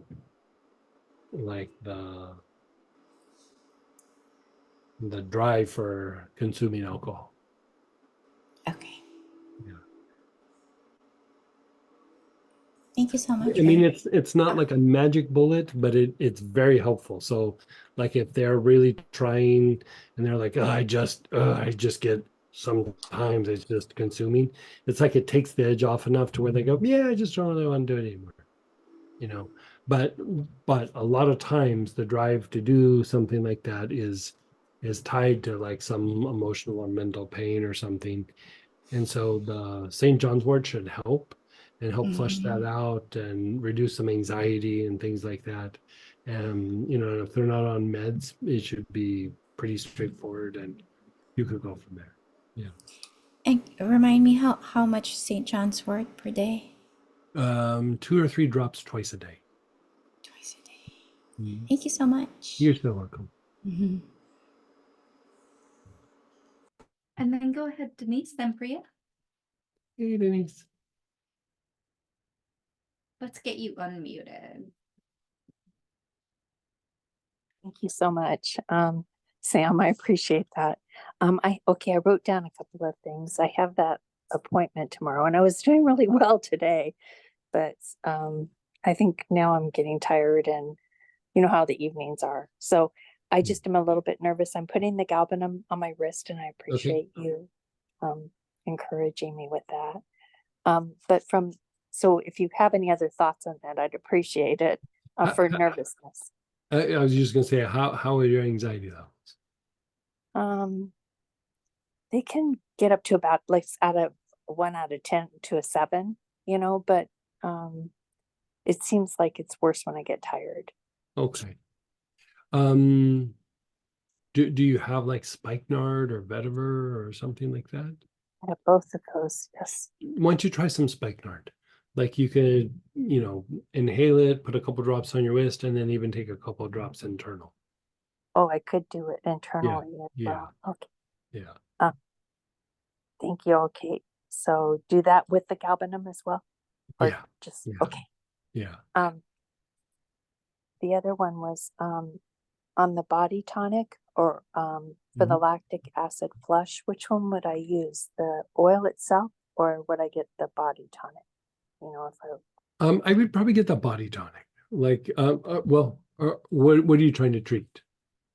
well, I think when you were talking about the diaphragm and all, I actually think that it's all kind of tied up in that whole area. And that's why I think, and when you said that, would that be the purse breathing and some of the breathing that we Yeah, did last exactly. weekend? Yeah, exactly. The weekend Yeah. before last. Yeah. That will, because I think you almost have to exercise to re-educate that or work with that area. And Yeah, that's well, what makes me, you're manually opening up the bronchioles that allows you to be able to take better, better breaths and everything. For you, I actually kind of like getting the little bottle, and then, you still could put it on topically, but I think a little bit internal would actually be good for you, I like two or kind of three felt, drops. okay, 2 to 3 once a day. Yeah, once a day should be good. Yeah. And you don't even need to do it every day. Like it's just Okay. like do it and then like a day or two go by. And I mean if you do it every day, it's fine too. But it's not something you'll have to just keep doing over and over and over again. You'll flush it out and let your body like kind of process all that and then maybe in a day or two do it again. And the goal is to make the digestive tract and the diaphragm work better and yeah, go from there. Thank you. And I think there's just one more, and it was Mhm. on the protective webs, and we were speaking about that so much Mhm. this last Mhm. weekend. Would I get the oil on that, or and then if on when I look on the website, it says protective web / lobelia body tonic. That's Is a that body the same? tonic. Yeah, sure. That is a combination deal, and Yeah, it's yeah. Um, I think even for that, I would probably have you do inhalation over the body tonic. okay. Oh, Yeah, that's great. yeah. Thank you. I appreciate it. You're so I really welcome. thank you for your help. All right. My pleasure. Good luck with all that tomorrow. Oh, I appreciate that. Thank you. Keep my Yourself. fingers crossed. And then go ahead, Priya, then Lolly. Hey, Priya. How are you? Hello, how are you? Thank you, Doing good. Sam. So, iron infusion was a total failure. Yeah, And like Samantha told me your blood pressure dropped like crazy low. yeah, blood pressure dropped. I've had a similar feeling throughout my body 2 times before in the past. I was I am allergic to penicillin, and it gives Okay. me anaphylaxis. And the second time was I was on a raw vegan diet for a small period of time, and I Mhm. had beetroot juice, plain beetroot juice. And within minutes, I had that same feeling throughout my body and I threw up. So the same thing happened, and the doctors, they think that I am in that less than 1% of people who get anaphylaxis from iron infusion.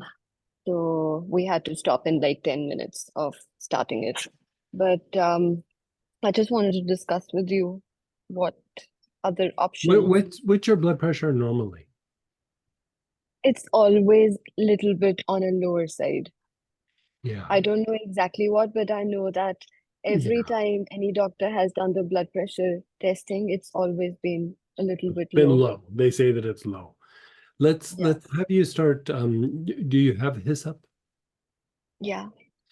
Like every day, 2 or 3 times a day. Let's have you just, sit and just take long, slow, deep breaths with it, 25, 30 inhalations, and then, lunchtime, 25, 30 inhalations, then the end of the day. And part of what that does is it can help regulate blood pressure when it's too low. It doesn't necessarily do it when it's too high, but it does it by stimulating the medulla. And sometimes, like you said, it could be having a reaction, but when you have consistently some low blood pressure, there's like something in the medulla that's a little bit off. And so let's have you inhale the hyssop consistently for a while. And is there a place where you can go to have your blood pressure taken, or can you get a blood pressure cuff? And then let's just Yeah, monitor it so we can see, like, is it going up? Is it regulating? What's happening? Let's have you monitor your blood pressure. And, after like maybe 3 days of doing that, take your blood pressure and then shoot me an email and let me know what your blood yeah, pressure is. You know, yeah, other things that can potentially raise it, we could do, but I think it's more of a medulla issue than anything. That you had a reaction, and like you said, it could be because of reactions to something, but that you're already prone to low blood pressure. Something's up, and so let's try to regulate the thing that we think potentially could be up. And the issue with that is it's not necessarily like if your blood pressure drops too low, that becomes a medical condition. But like low blood pressure, or if the medulla is not regulating the blood pressure enough, it's not necessarily a medical condition. It's like a functional issue. And so it only becomes a medical condition like when something like this happened. And so let's improve the function so that that shifts and changes, or like you have a different potential there. yeah, yeah. And so, in terms of iron, I'm starting taking supplements. And the doctor said that the only drawback with the supplements is that it's just going to take heaps longer as compared to what It'll take infusion would have done. longer, and the other issue is that you're probably going to get prone to constipation. And so like one of the things that sometimes I have people do when they're doing that is take like a little bit of like some like omega-3, like I like to use flax oil for like when people are doing that, and not at the same time. Like you'll take your iron at some point in the day, and then like later in the day or before or whatever, do the flax. There is like I think there used to be a product called Hemo Herb, like Hemo Herb or Hemo Herbs or something like that, and it was herbs that had high levels of iron, but it was natural sources, and a little bit more like better tolerated by the body. And so maybe even see if you can run some of that down. Yeah, hemo. I'll Yeah. have a look. They didn't discuss with you like Procrit or giving you a shot for anything or nothing like that. They just wanted to do an infusion. Nah, they did the normal tests and they said that infusion would be the best option because of how low the ferritin is. The ferritin Yeah. is lower than 5, and they said that that's pretty low. Okay. So now the other option, they said we could do injections, but I'm just thinking, even if I do the injection, like the reaction was pretty bad. I Yeah. felt like I just kept telling the nurse I'm going to pass out, and then I passed out. And so I was sweating, my blood pressure dropped, I had abdominal cramps, and it was just very uncomfortable, not a nice feeling. So they Have you had ever to had stop the whole thing. Have you ever had seizures? No, Okay. but I've never had seizures, but I've had the same feeling several times. I think it's my cerebrospinal fluid. When I Yeah. sit, when I stand up, I get that uncomfortable feeling that I'm gonna pass out. I have to sit down again for. Yeah, that's probably your blood pressure. Yeah, that's your blood pressure. And so, okay, let's stick with what we're talking about. And yeah, boy, please So keep me one, posted on that. Yeah. yeah, thank you so much. I really appreciate it. It's like the biggest blessing. Sometimes I think going a little bit sidetracked, but I feel like we take it for granted, Yeah. Oh yeah. how Yeah. blessed we are that we have you in our Oh, you're so lives. sweet. Thank you. Thank you. One more thing I wanted to double check lastly Mhm. is if I do start eating meat, is there Mhm. anything additional I can do to clean the energy body? Um, just like pray over it. Like if you pray over it and bless it, just be sure you eat it all. Like, don't pray over it, then only eat half, or you could eat it later, but just that was always a thing, is like if you clean it and bless it. Um, you know, like sometimes people just need to have the meat, and for a little while I'd probably do red meat. And then as time goes by, you could just go down to like chicken and fish, and then probably just fish. But with what you got going on, I'd probably do just a steak. Like get Yeah. meat, and I'd do that for a little bit. Clean it, sweep it, pray over it. Like if you really have a hard time with it, bless the animal that it came from, or Yeah. something like that. But other than that, it's fine. you know I used you to know eat beef. the thing with the meat is it's very activating to the lower centers, but you need that right now. Like, there's times where you're like, oh, we want to avoid that because of what's happening. You actually need it. And so I would say, yeah, clean it up a bit, but I wouldn't be super concerned about, you know, eat the meat for a while. Yeah. Okay. I mean, Thank I you. used to put, because like in meditation circles, sometimes, people are very vegetarian. And I can tell you, like, I probably have had 30 or 40 people where I was like, you got to eat meat again. Like, your body is not handling the no meat thing very well. And even when I first became vegetarian, I got really sick the first time, and I gave up being vegetarian. And then I came back around and did it really slow the second time, and my body acclimated to it. And so, uh, when you need it, you got to do it. It is what it is. And so, I know MCKS would have people eat meat because of, similar kinds of issues. So, get yourself healthy, and then you can revisit the idea like later.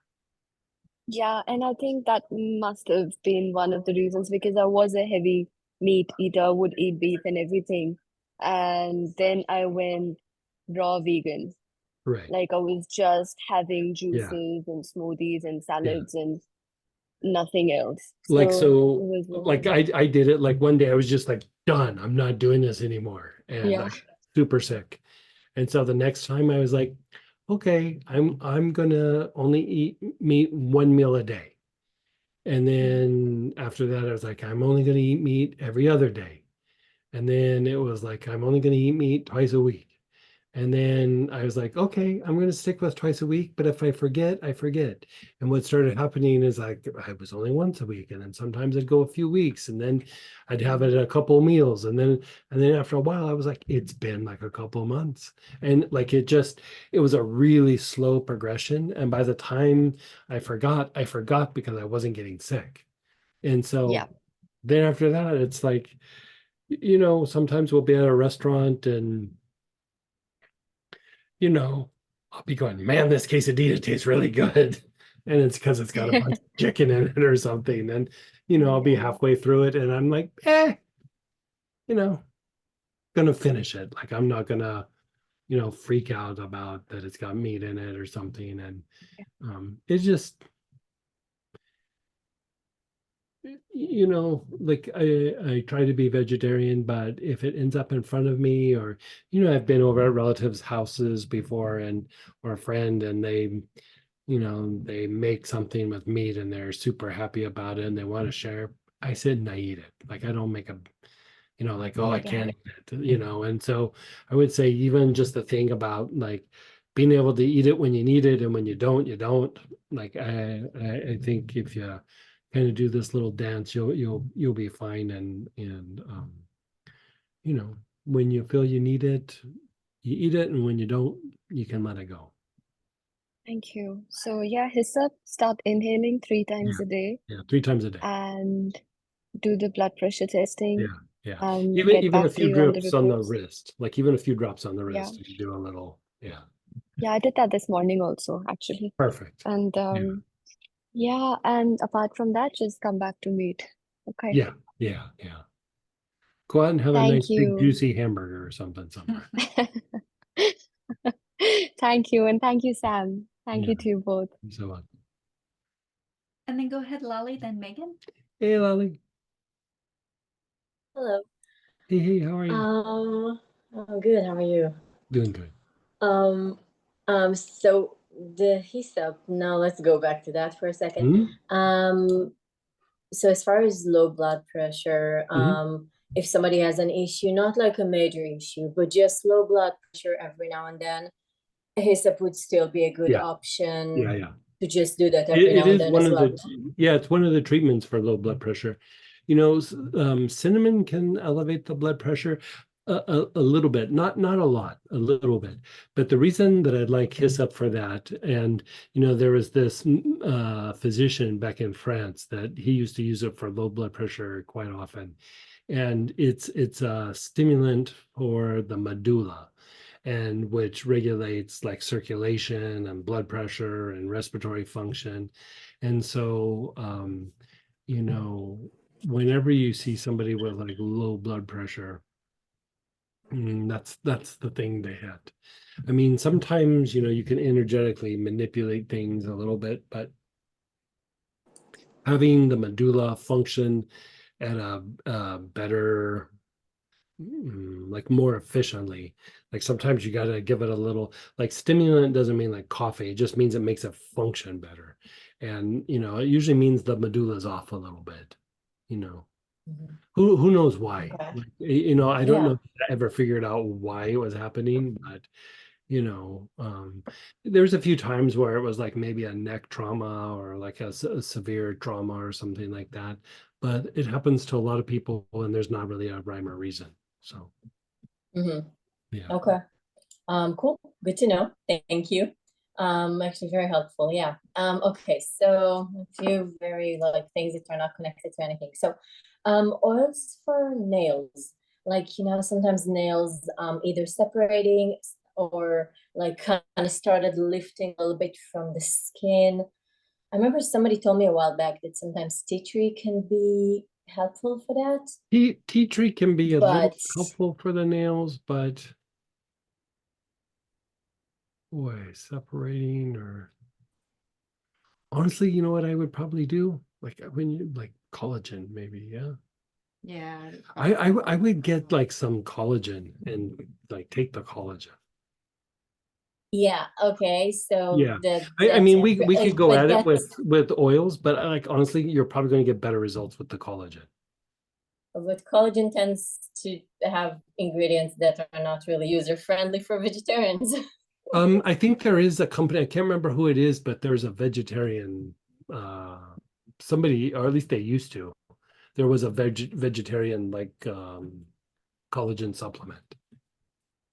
Okay, I'll look into Yeah. that. So then, because what is the issue? It's something that's like building something.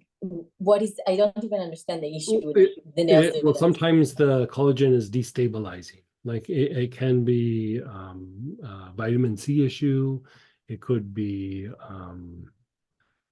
uh, like when C levels, when the serum levels of C are real low, the collagen will destabilize. It could be hormonal.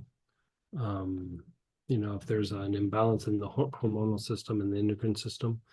But like whenever, like does a person have like, does their hair come out real easy? Like if they rub their head, a hair or two come out? Not so much. No, and vitamin C, it's like taking C and taking quercetin, especially in the last, started back on those in the last few weeks. It's me actually. The nails is actually for me. Yeah, I know why they do that. Let me look something up. Like send an email and just like do a reminder, because like by the time Okay. I get done tonight, I'll forget. So send me a Okay. little reminder, and there's a couple things that I can look up to see what can be done. Okay. Okay, perfect. Thank you. Yeah. And then, so I can't remember when exactly, but one of the, either, I think it was a Q&A or or I don't think it was related to a class. You mentioned that I think it was when you talked about cedar, but I'm not sure. You mentioned there was another oil that like the French or something used to put on the pillow for colds. And I Oh, think inula. it was Inula. inula. Yeah. Anula, right?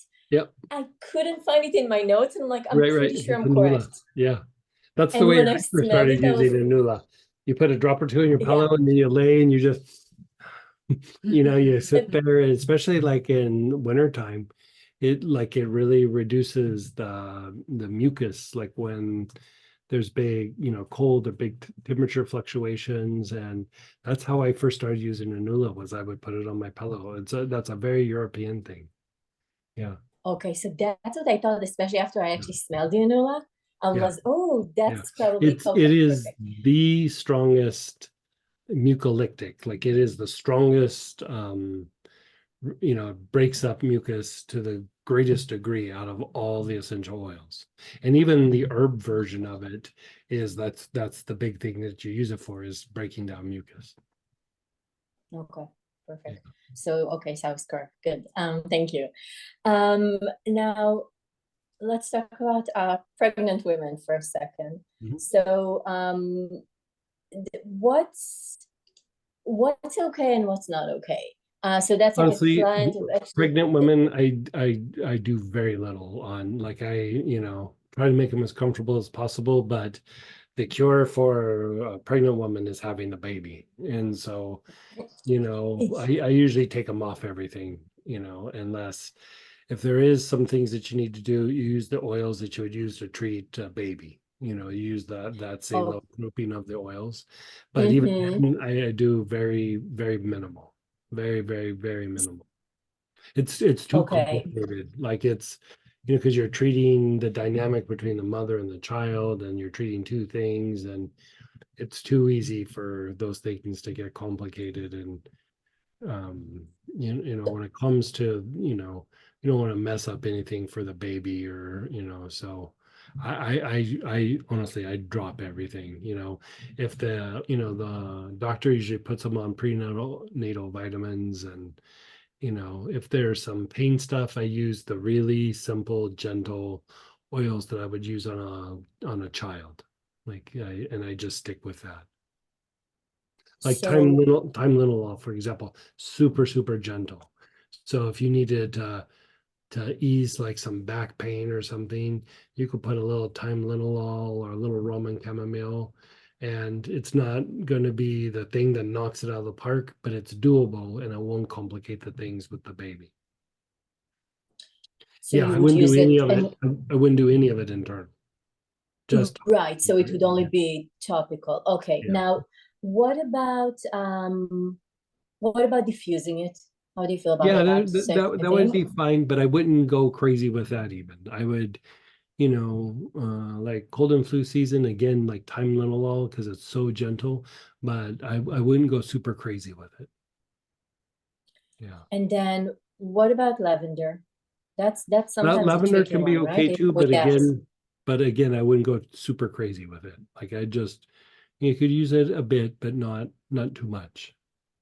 Yeah. Okay. Yeah. Now, what about fit in salt water? Would you do that at all? Yeah, you could do stuff like that. Like you could do salt baths, but I don't usually even have them use oils. But no oils. Okay, Yeah, that's what I yeah, thought. yeah. Okay, and that specific thing is because the person actually has issues.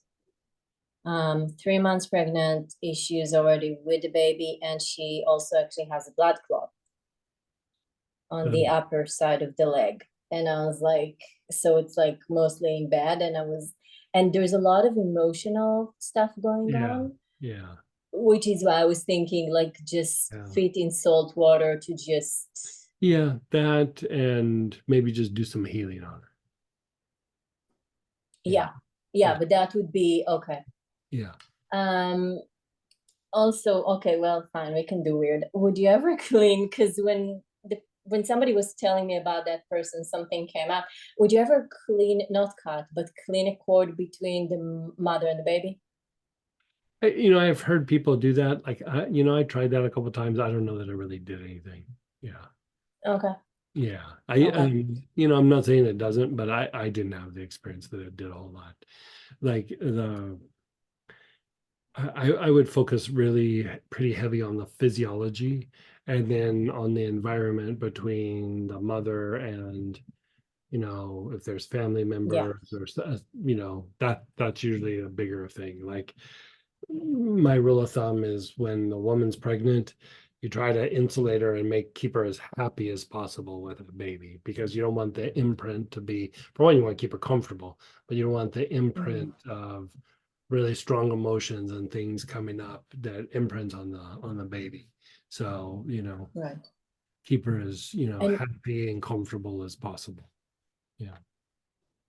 and if you do any types of, as I'm talking to you, I'm thinking about other things. So if would you do any type of breathing? So you wouldn't do inhalations with the oils, but would you do any type of a breathing pattern, or you wouldn't even go with that? Like with that Uh, tricky because you're activating yeah, different it centers. can get kind of a Things little too tweaky. Yeah, I would just, you know, keep them simple. yeah, keep it really simple. Yeah, Okay. yeah. And if I were to treat actually a blood clot, even energetically on a pregnant woman, that's also like a tricky. Very tricky. Yeah. Yeah. So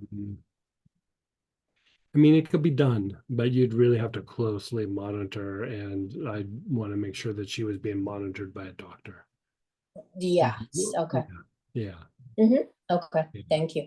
yeah, I think we're done with the time for today, right? yeah, Are yeah, we? yeah, Okay, then that's gonna be for next time. yeah. Thank you. You're so welcome.